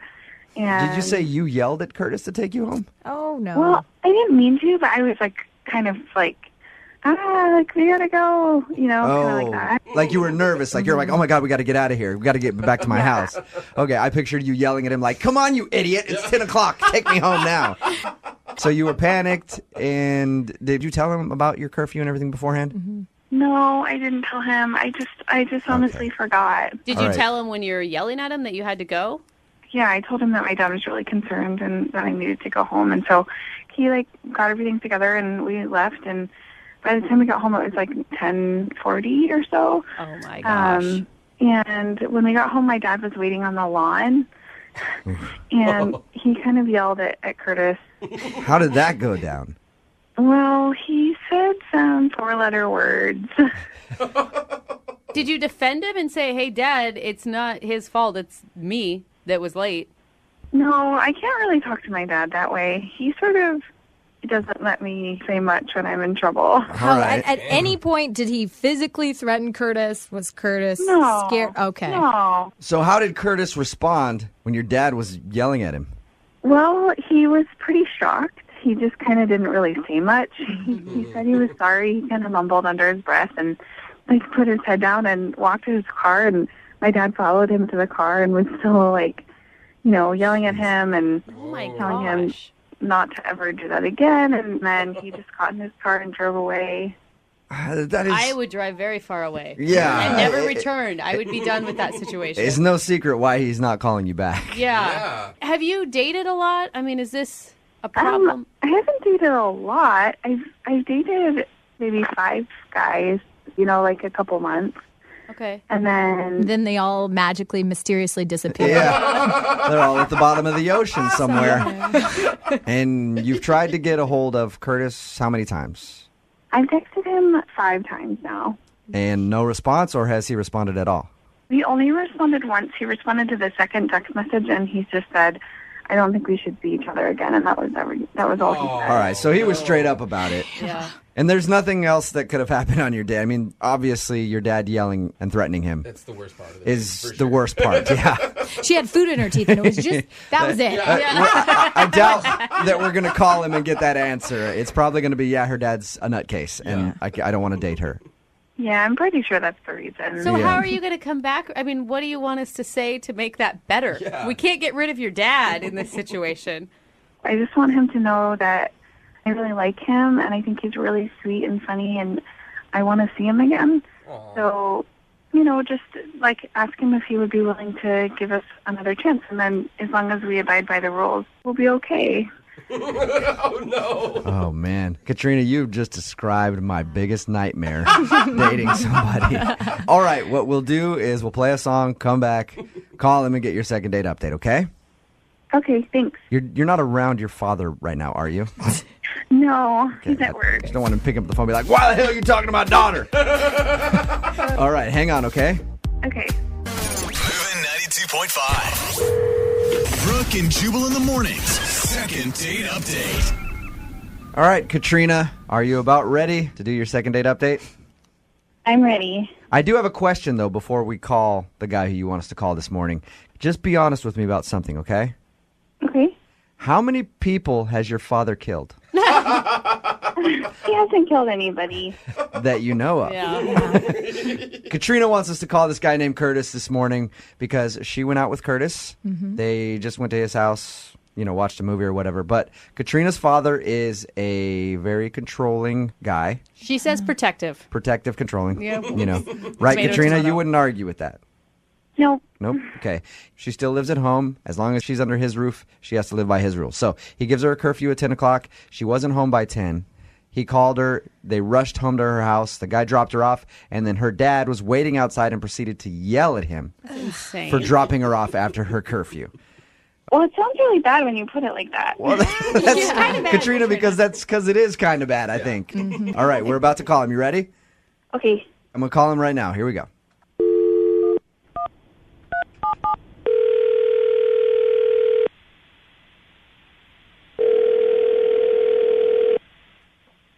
Hello? Hi, can I speak to Curtis, please? Yeah, this is Curtis. Curtis, what's up, man? This is Jubal from Brooke and Jubal in the morning. Who? Jubal from Brooke and Jubal in the morning. The radio show. Okay.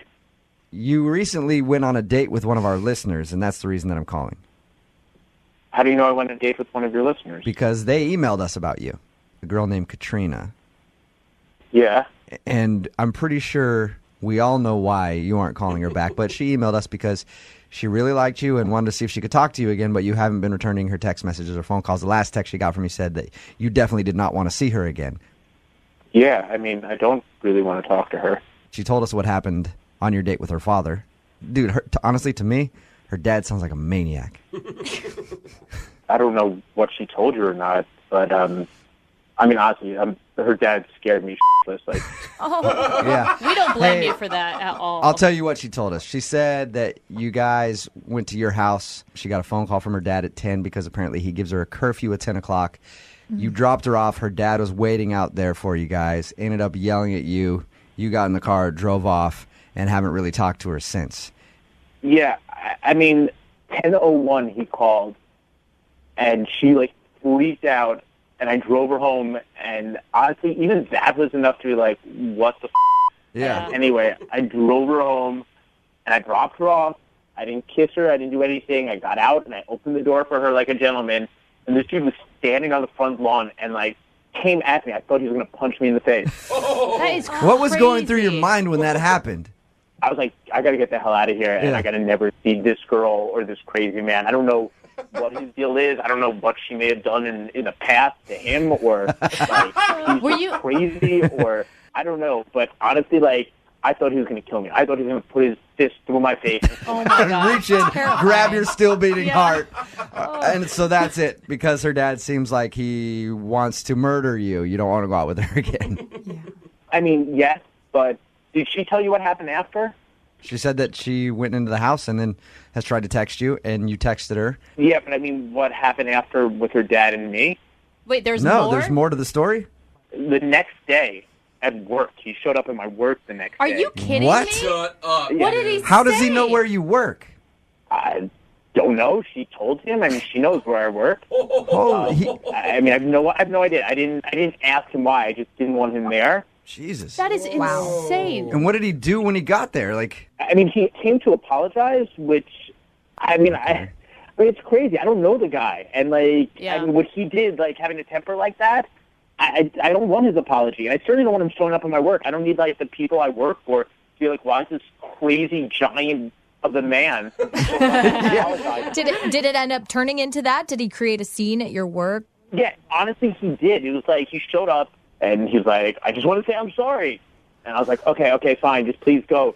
And as he was leaving, he was like yelling because I don't know if he doesn't have like a normal talking voice. He was screaming at me, I'm sorry, you just had to adhere to my rules. Like, I've got curfews, man. I've got stuff. You got to follow my rules, man. This guy. And, like, I don't know you. Like, Yelling That at you is for nuts. not accepting his apology. I said you could take her out again, you jerk, and now you're turning that down?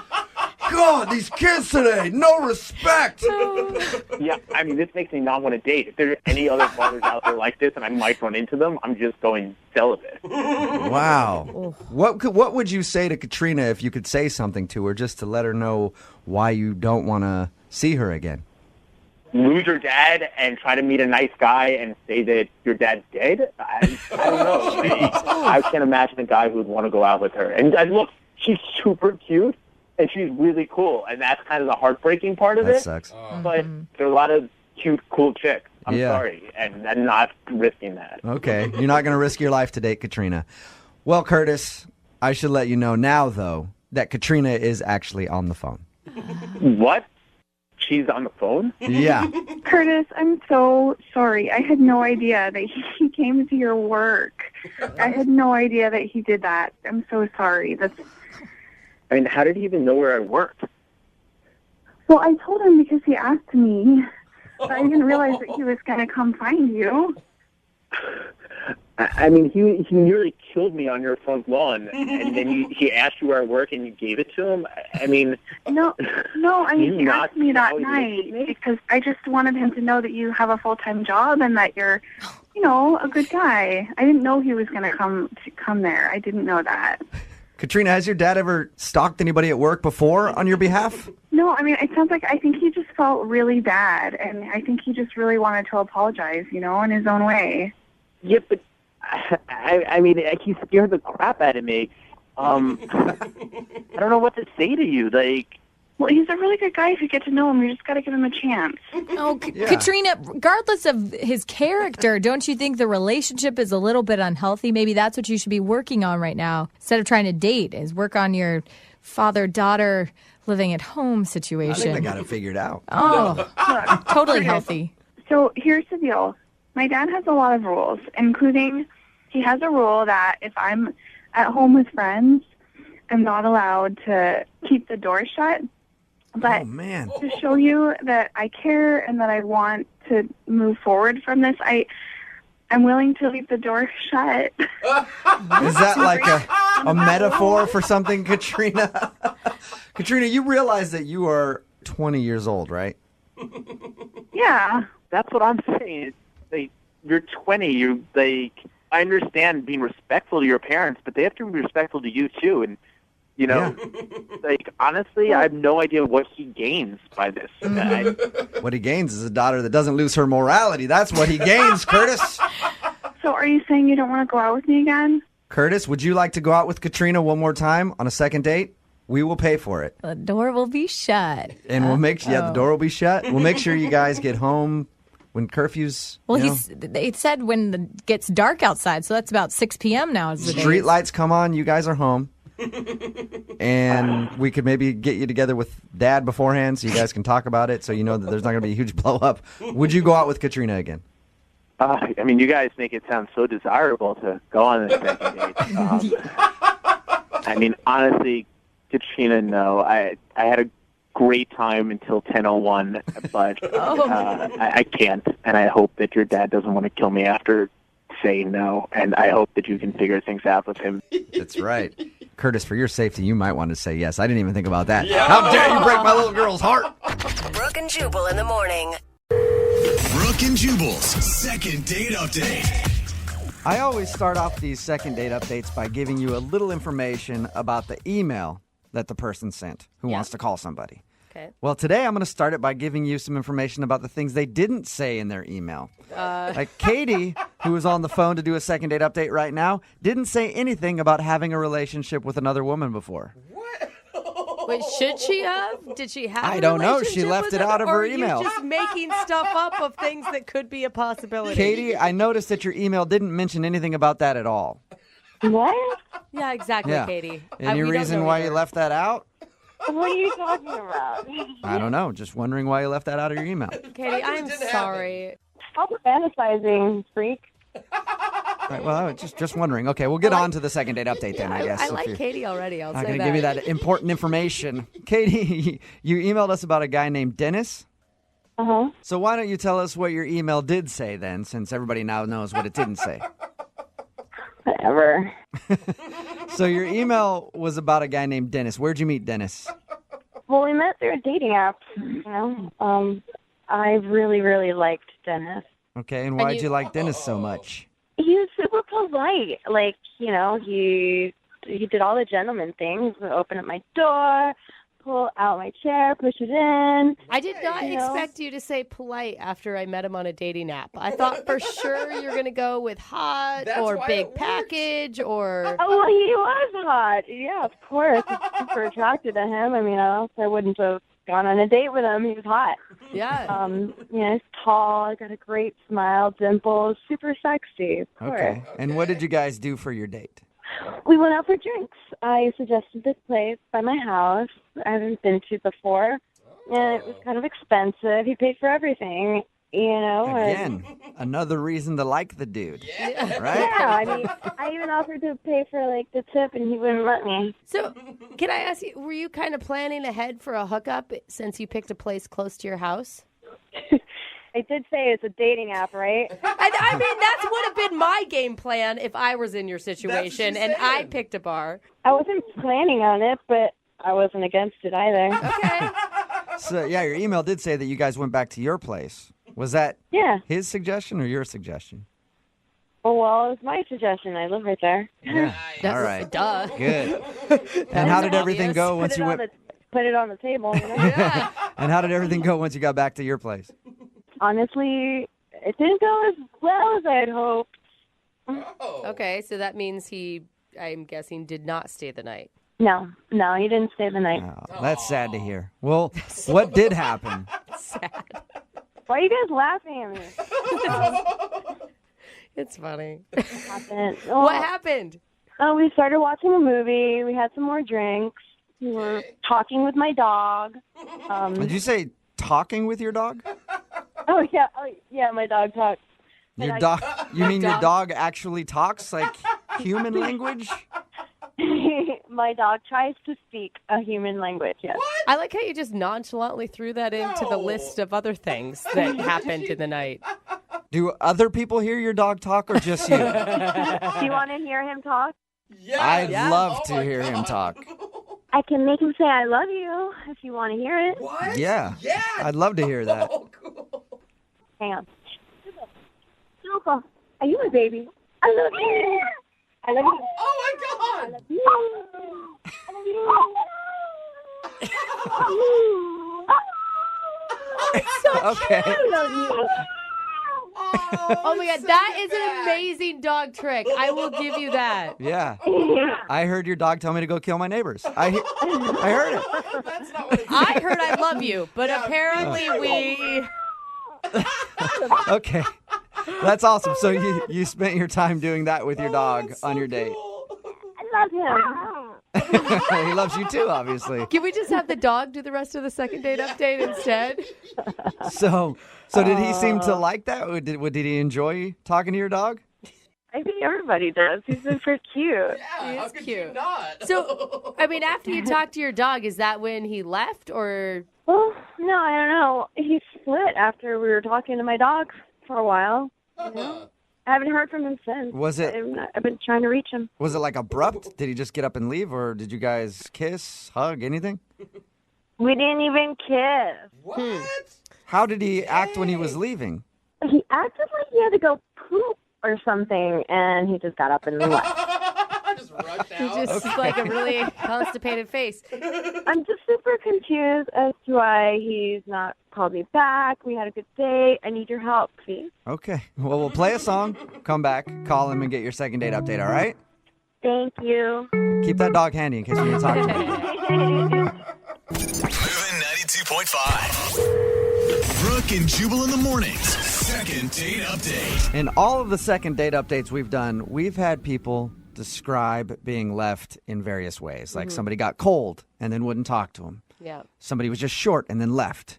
We've never had anybody say that somebody left as if they needed to poop really badly. And that's what Katie says her date did. She described him as leaving so quickly it was like he had to poop real bad. It's such a vivid description, though. But It we really all is. know. We all Yeah, know what exactly. that looks like. They met on Tinder. They went out to a bar, went back to her place, played with her dog a little bit, and then that's when she said he got up as if he had to go to the bathroom and just took off, and she hasn't heard from him since. Katie, he might have had IBS. He could still be going. Are you ready to give him a call? Yes. All right. Are you nervous? I wouldn't say nervous. I'm just a little confused.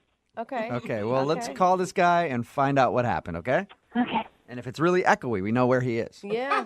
It's a very good point, Jubal. Here we go.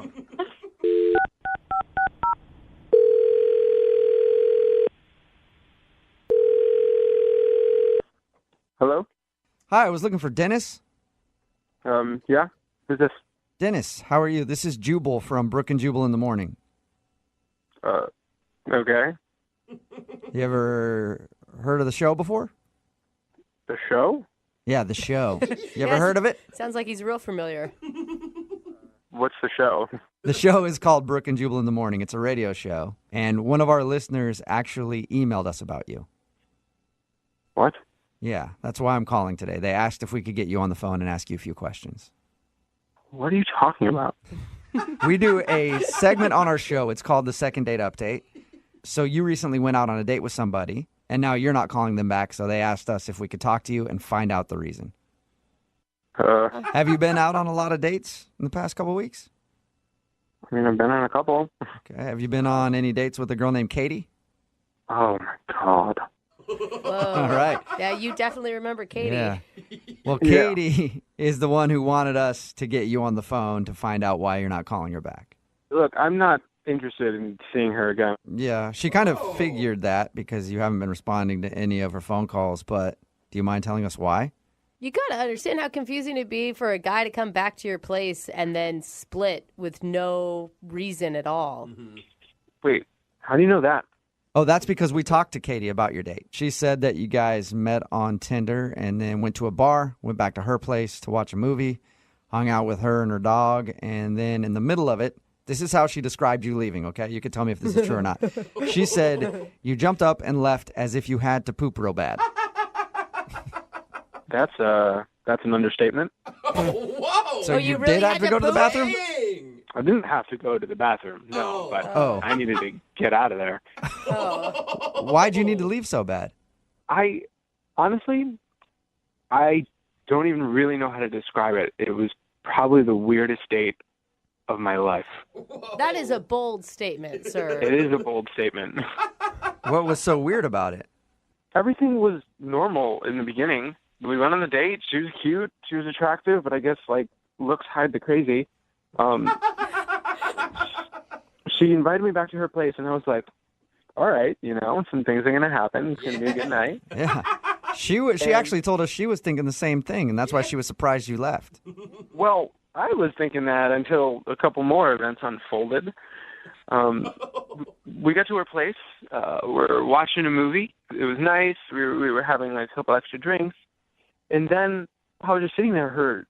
This like tiny like rodent dog that she has, like ran in and like crawled on her and started being like super jumpy and crazy. I'm like, cool. Everyone has dogs. Everyone has pets. And then she's like, she told us about that. She said that you guys hung out and like her dog knows how to say, I love you, Yeah, that's what she did. Like she started saying like, do you want to hear my dog talk? And I was like, okay, because I'm not going to say no because I'm on a date and we're at her place.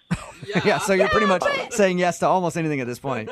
Yeah, and then she's saying like, my dog can say I love you, and I was like, okay, prove it. And then she was like, you say I love you, and then the dog was making weird sounds that I guess sounded like words. Cool. Everyone has tricks with their dogs. It was fun. That's not crazy weird. And then the dog jumps down, and so the dog starts like humping my leg. Okay. That also That'll happen. happens. Yeah. That'll happen. I'm willing to forgive it. But she kept being like, no. But that's all she was saying was no. Like the dog wasn't stopping. She kept saying no. So you were getting humped by the wrong thing. Getting humped by the wrong thing in the room. So I mean, why is that so uncomfortable, though? A little teacup-sized dog is humping your leg? I mean, we're not at the end of the story yet. Okay. So the dog was humping my leg, and then this is where it gets really, really bizarre. Like, this is where we reached the point of no return here. She moves her leg forward. Oh, my God, I can't believe this. And then she encourages the dog to hump her leg instead of mine. What? Yeah, it gets worse. So the dog starts kind of going to town on her leg. Ew. And she starts encouraging it. What do you mean? So the dog is like humping her leg, and she's like, good girl. What? That's a good girl. And I gave her this look, and she was like, oh, don't worry. Once she finishes, it'll be better. So in order to get the dog off of you, she offered up her leg instead and let the dog do its thing. Did it? Yeah. In order to get the dog off of me, she let the dog get off on her. No! Oh, my God! How long did this take? I'm freaking out at your story right now. Keep in mind, the entire time this is happening, the movie was still going. Like, we're still supposed to be on this, like, date. And she says to me, she actually says, just keep watching the movie and don't pay attention to the dog. Oh, my She's gosh. like, saying like, come on, good girl, yeah, that's it. And she's borderline, like, dirty talking this dog. That is so Well, weird. she wanted the dog to finish so it stopped bugging you guys so you guys could start doing some work. But I'm sorry, but, like, first off, what dog understands the dirty talk enough to, like, have that be something that helps it get there? And two, why is that a decision you would ever, like, why is that a training tool for your animal? Oh, my God. What did you say to her? Did you say anything? What am I supposed to say? I just, like, laser-eyed at the television and was just hoping this whole thing would end. I just picture you sitting there with your hands at your side, trying to look at anything but her and the dog. So then the dog, like, in, like, its final, like, weird heave of energy finishes. And I'm like heart is pounding, like I cannot, I'm freaking out. And then the dog jumps up on her lap and then like starts like licking her face. Like her and the dog were having like post-coital relations. Oh my God. Like a moment. They were having a moment like the dog was, thank you so much. It was like the dog was about to roll over and have a cigarette at this point. Yeah, they were having a moment. They were having like, and I was clearly not supposed to be there. It's like, was it good for you? And then she was like saying, I love you afterwards, and then the dog was making the weird I love you sound back to her. Oh my God. How'd you even make it that far? I would have been gone before that could happen. Listen, I don't know why I stayed there or like even how long it took, but I felt like a deer in headlights and I couldn't even move. That is such a strange incident. I hate to do this to you because you might feel like a deer in headlights again, but Katie is actually on the other line listening to this conversation and wants to talk to you. I'm sorry, what? Yeah. Katie, are you there or have you hung up? You know, you're overreacting, Dennis. Obviously, you guys aren't dog people, but... Whoa. What kind of dog person are you? I'm one who really loves my dog. I'm sorry you don't have dogs. Maybe you just don't get it. I don't know. Wait. I'm sorry. Are you seriously, like, trying to justify what happened and what I had to go through? Look, if I didn't let her finish, she would have been bugging us all night. So you were doing Dennis a favor, Katie. No, be a normal dog person. Get a water bottle, squirt it, put it in a back bedroom. Make it stop. Give your dog a stuffed animal. My dog is like my kid, and I take care of my kids. Yeah, you do. That is also weird. You gotta make it weird? I don't think we're the ones making it weird. We're definitely not the ones making it weird. Have you ever watched like the Dog Whisperer or any sort of like Animal Planet show? Nowhere will you see it encouraging a dog to hump your leg and then Look, having... you don't know my dog, okay? I'm not going to spray water or yell at my dog or kick her off me because it's inhumane, and I'm not going to be doing that to my baby. You know what?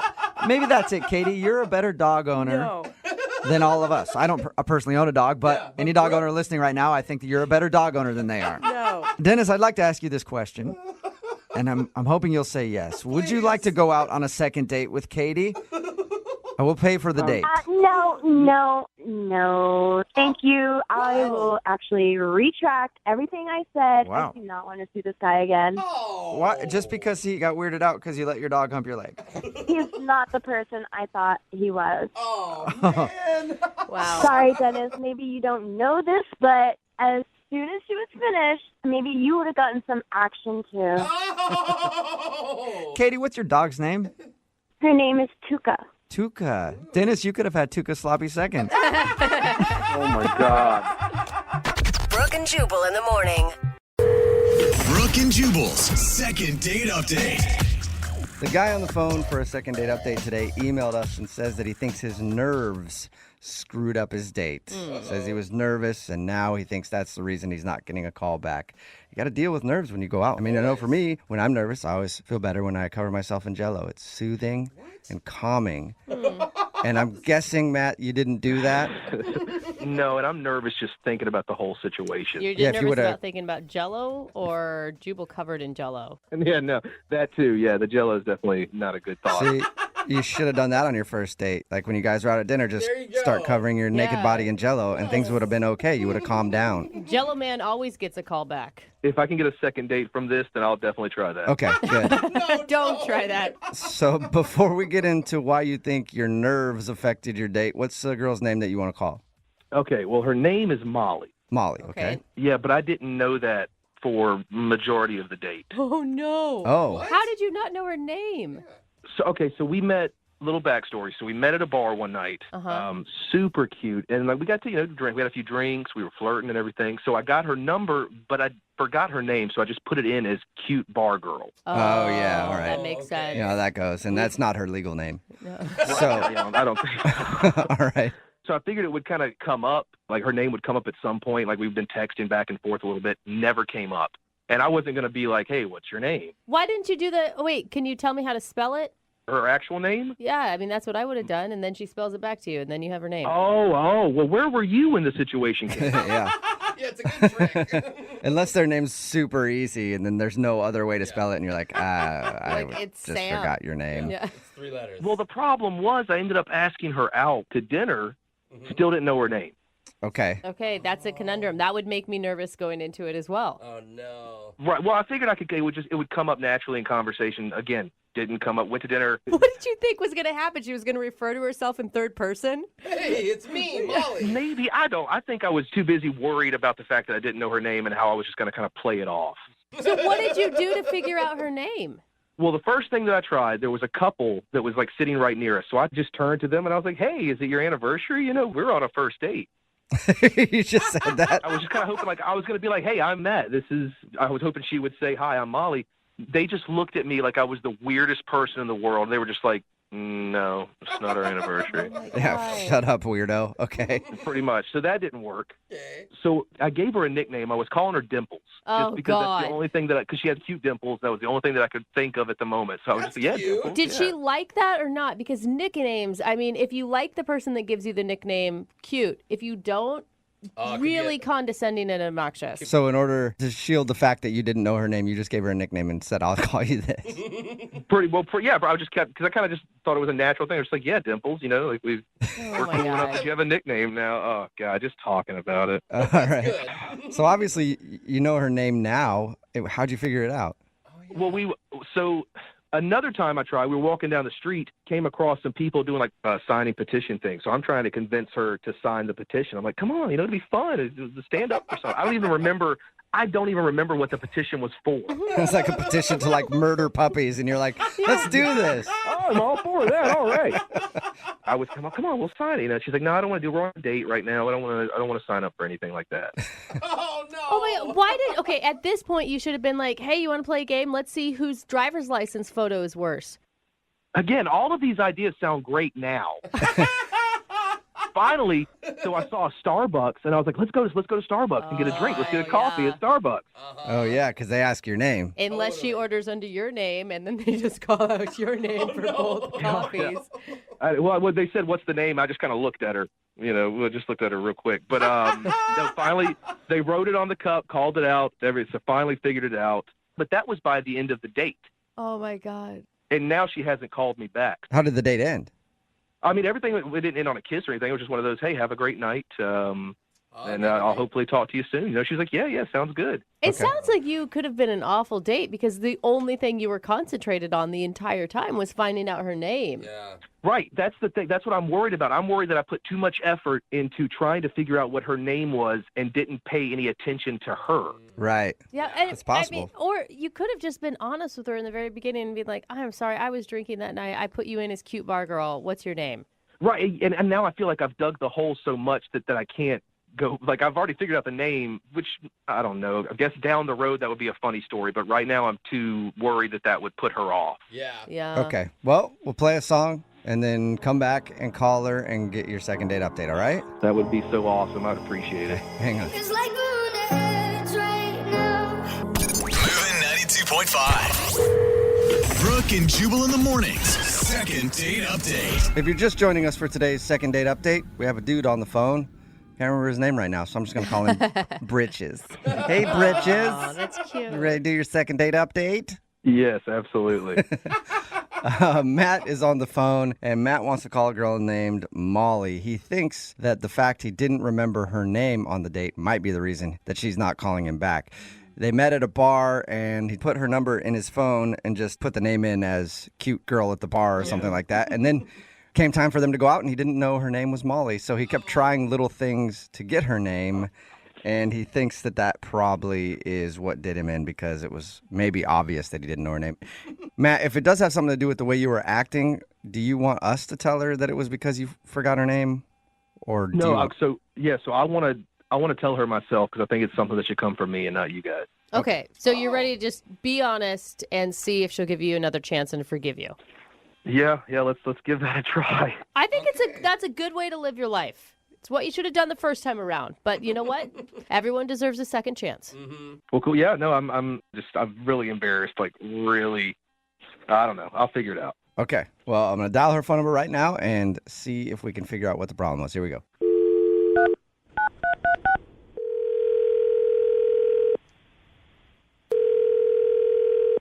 Hello. Hi, is this Molly? Yeah. Who's this? Hey, Molly, how are you? This is Jubal from Brooke and Jubal in the Morning. Wait, I'm sorry, who? Jubal from Brooke and Jubal in the Morning. It's a radio show. A radio show. Mm-hmm. Okay. Like a show that's on the radio that people can listen to or they can not listen to. No, depending. okay. Why are you calling me? Did I win something or what's going on? No, I'm calling you because we do a segment on our show called The Second Date Update. It's where if you go out with somebody on a date and then end up not calling them after, they can email us to get you on the phone and see if we can figure it out. So you went out with a dude named Matt the other day. Oh, yes, I did. Mm-hmm. And Matt listens to our show, and he told us about your date, but he thinks that you're blowing him off now. Yeah, that's kind of true. He actually wasn't too surprised that you were blowing him off. He felt like he really blew it on your guys' date. Well, yeah, he kind of did. Okay. He really did, actually. What did he do? I mean, it was just weird and awkward from the get-go. I mean, I don't even know how to explain it. You know, we're sitting down at dinner, and we're chit-chatting, getting to know each other, and out of nowhere, he calls me Dimples. Yeah, he told us that he gave you a nickname. He wanted to call you Dimples. Did you like it? No. Yeah. That's the thing about nicknames. You can't really make up nicknames for people you just met. I mean, I'm not a little baby. Right. I know I have dimples. I don't even know you like that. But you're calling me a nickname already? Did you tell him that you didn't like it to call you something else? You know, I was going to do that, and then I thought, you know, it's a first date. I don't know. Maybe he's nervous. I just kind of let it go, but he kept on saying it over and over and over again.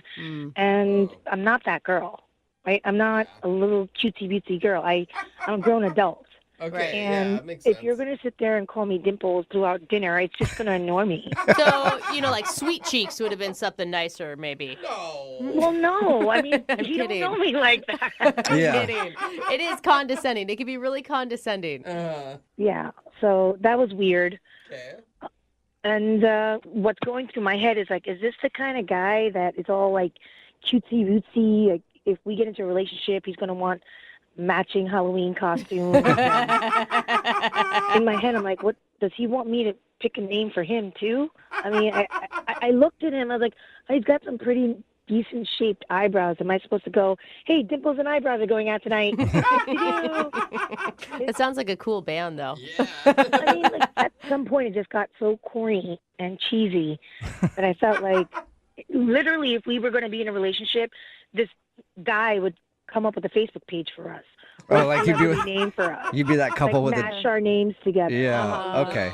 Yeah, dimplesandeyebrows.com. Well, it's just too corny for me, and I am not in the 1950s. Welcome to our world, and start calling me by my name. Okay. I have a name. Well, Molly, maybe he will call you by his name because Matt's actually on the other line listening and wants to talk to you. Wait, what? Hey, how's it going? Matt, you're on the phone? Mm-hmm. Okay. This is, again, weird. Yeah. And Yeah, I know. I know it's weird. Because I want to take a moment to just apologize to you. Oh my God, this is so embarrassing. So, and I don't know how to tell you this, but I forgot your name after we met. And so that's the reason that I called you Dimples. I didn't. hang not on, even hang that on. great. Wait. You didn't know my name? And so Well- you thought Dimples? See, this is I'm really very, embarrassing. very I wish I knew what to say confused to you. right I'm now. sorry. I want you to know that I'm super sorry for making you feel weird or creeped out or feel like that I'm weird or anything like that. And I don't even know why I said dimples. I honestly don't know. You don't even have great dimples or Wait, anything what? like that. I don't have great dimples? Well, what I mean is they're not it's not that's the best feature on that's not your best feature is what I mean by that. Matt, you want to stop when your ankle gets down your throat. Oh my God, Matt, he is totally throwing himself under the bus right now. You went from, I am super confused right now. You went out on a date with me and didn't even know my name? How is that even possible? No, I had met and talked to so many girls that night at the bar that I didn't remember your name. And that doesn't sound, now that I say that, it doesn't sound. That doesn't sound good at all. Met so many girls at the bar You know that what I night. mean? I don't, not talking to them like you. I just met so many people that night and I heard so many different names and I didn't want to get your name wrong. And I just didn't commit it to memory, but I have. I know it's Molly. I've said it 1,000 times out loud. I've wrote it down. Oh my gosh. I've committed to memory. Put it in my phone. I won't But remember. it doesn't make any sense. Don't forget it. Molly, when he explained forgetting your name to us, it was actually kind of a sweet story. You guys were in the bar. It was kind of loud. He'd been drinking. He saved you as cute girl at the bar instead of Molly. Okay, but according to Matt, there were several cute girls at the bar. I know. So- He didn't include that part of the story when he told us that.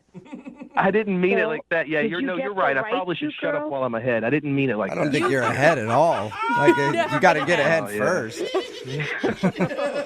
Matt, did you show up with the right cute girl from the bar? I mean, is this the one you expected? No, yes, absolutely, like 100%. No, yes. Yeah, what is that?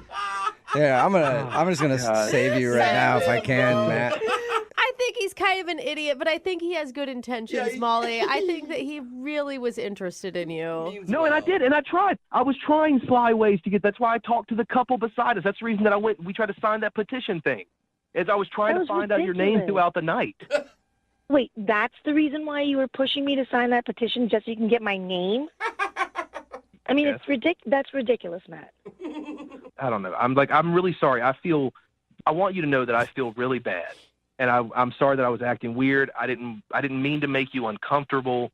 If anything, I was more nervous because you're really cool. You're really pretty. I like talking to you, and I want to go on a second date with you. And now that I remember your name, Molly, there won't be any issues. You actually get to see the real me. So what do you think, Molly? Will you go out with Matt again? We will pay for it. Matt, you sure you'll remember my name the second time around? Yes, I swear 100%. I swear. Well, I guess I don't know. Yeah, okay, fine. She's given up. I mean, I guess I'll give this one more shot. But Matt, you come up with any more cutesy little nicknames for me, I'm out. I understand. I won't.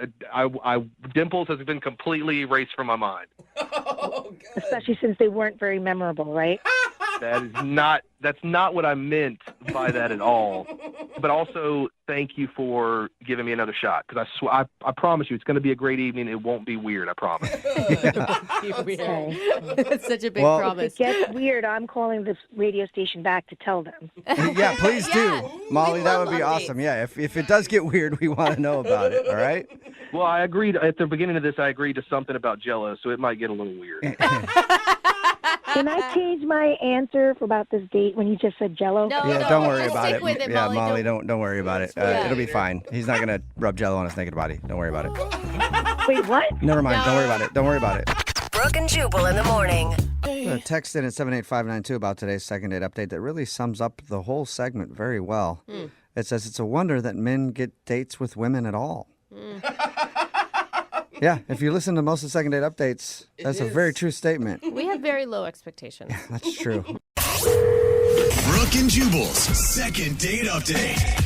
Remember, if you go out on a date with someone and they blow you off and you want to get a hold of them, just email us, brookeandjubal@moving925.com. We will do a second date update for you and ask them why they haven't called you back. Not forcing anything. No. Today we've got Marshall on the phone. Marshall emailed us about a girl named Brianne. How are you, Marshall? Hey, I'm good. Jubal, how you doing? Good. Now, you said in your email that you and her went hiking? Yeah, we went on a date about a week ago. We went on a hike.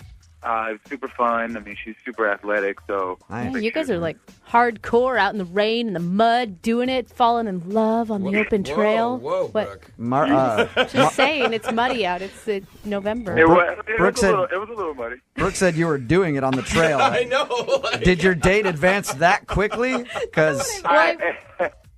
No. So tell us about the date. You guys went hiking. It was fun. You thought she was a cool person? Yeah. I mean, we had a ton in common. We both like sports. All right. I thought it went really well. How did you wrap up the hiking? Did you guys drive separate cars? Did you go back into town together? Yeah, we drove back into the city. We watched the sunset before we came back in, and then... Ooh. Yeah, I mean, it ended sort of romantically. Did you kiss her during no, the sunset? No, I didn't get a kiss during the sunset. We hugged. Got a hug. Did you try to Got a kiss hug. her? Not explicitly, no. Okay. Did you put your arm around her? Yeah, I did that. Yeah. All right. Now, when the date was over, everything seemed cool? Yeah, I mean, everything seemed fine. I mean, you know, we hugged, so... Have you tried to get a hold of her? I've called her a couple of times, actually, but she hasn't called me back. I haven't gotten a return phone call. Okay. Haven't, you know... And Marshall, don't lie to us. By a couple, you mean like 2 to 3, correct? Not 8 to 10. No, you know, I'm not going crazy. I'm not. Okay, just checking. You some All right. is psychopath to others. Okay, Marshall, we'll give Brianna a call right after this, and see if we can get her on the phone and ask her why she blew you off, okay? Okay, cool. All right, hang on. Moving 92.5. Brooke and Jubal in the mornings. Second date update. All right, Marshall's on the phone. He emailed us about a girl named Brienne. They went on a hiking date and then watched the sunset together. Very romantic, Marshall. Thank you. Yeah. Marshall, you must have done something wrong because she didn't call you back. Everything was fun. Everything seemed great. She seemed like she had a great time. And you just ended the date by giving her a hug, and that was it. And she hasn't called you back. Yeah. All right. Well, I try to be respectful too. So. Yeah. Try to be respectful. Ask Marshall. Maybe it's because you took her hiking out in like the wet, muddy grossness. I don't know. Marshall, we're going to call her right now and see if we can get her on the phone and ask her why she hasn't called you back, okay? All right, cool. All right, hang on one second.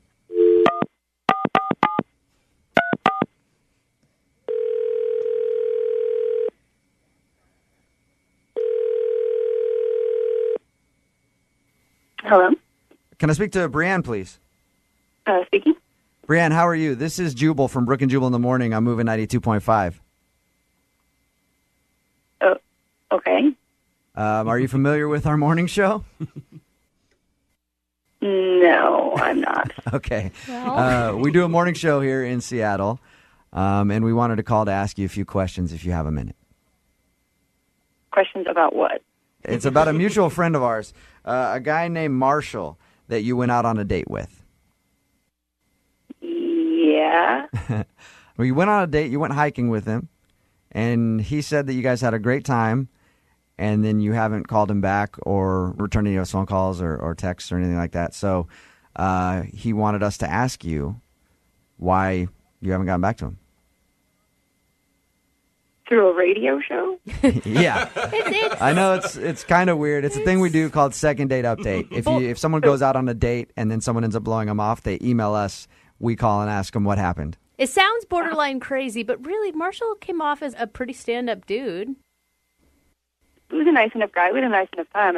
He eventually just didn't seem like my type. Why is that? Like, he said that you guys both like sports and kind of were athletic and enjoyed your Yeah, we hike. had a lot of, we got along well enough, but we went on this hike, and at the top, he took off his sweater, and he had this, like, massive hickey on his neck, which is just a huge turn off. So, Okay, he had a hickey on his neck. But not your type. You 14-year-old boy. Right. Yeah, I mean, who gets hickeys? Hey, Marshall? That is weird. Yeah. Is he on the phone? Okay. Yeah. I feel like I gotta defend myself on that one. Well, did you have a hickey on your neck, first of all, Marshall? Well, yeah, I did. It was not like a hickey. It wasn't a real hickey. Okay. Define what's not a real hickey. What does that mean, Marshall?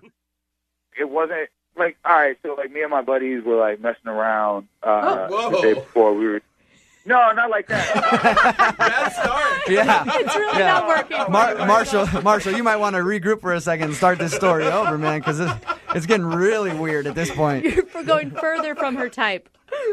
No, like they knew I was going out on a date, and so they like started like pinching my, like they tried to make it look like I had a hickey. They didn't like give me a hickey like that. Like they were like pinching my neck, like they were like trying to make the mark so that it would look like I had a hickey. You're saying that your friends gave you a hickey? Well, I mean, we were drunk, so like I don't know. He doesn't seem to be helping himself out too much. Does anybody here actually believe him? No, I don't. I think don't. Marshall's full of crap. I would believe you, Marshall, but I'm not sure that makes your story any better. I might almost own up to the hickey at this point. Marshall, you're a great guy and all, but I mean, either you had a hickey from a woman or you have really odd friends that I really probably don't want to meet. I guess most importantly, Brienne, do you believe Marshall? No, not really, but All right.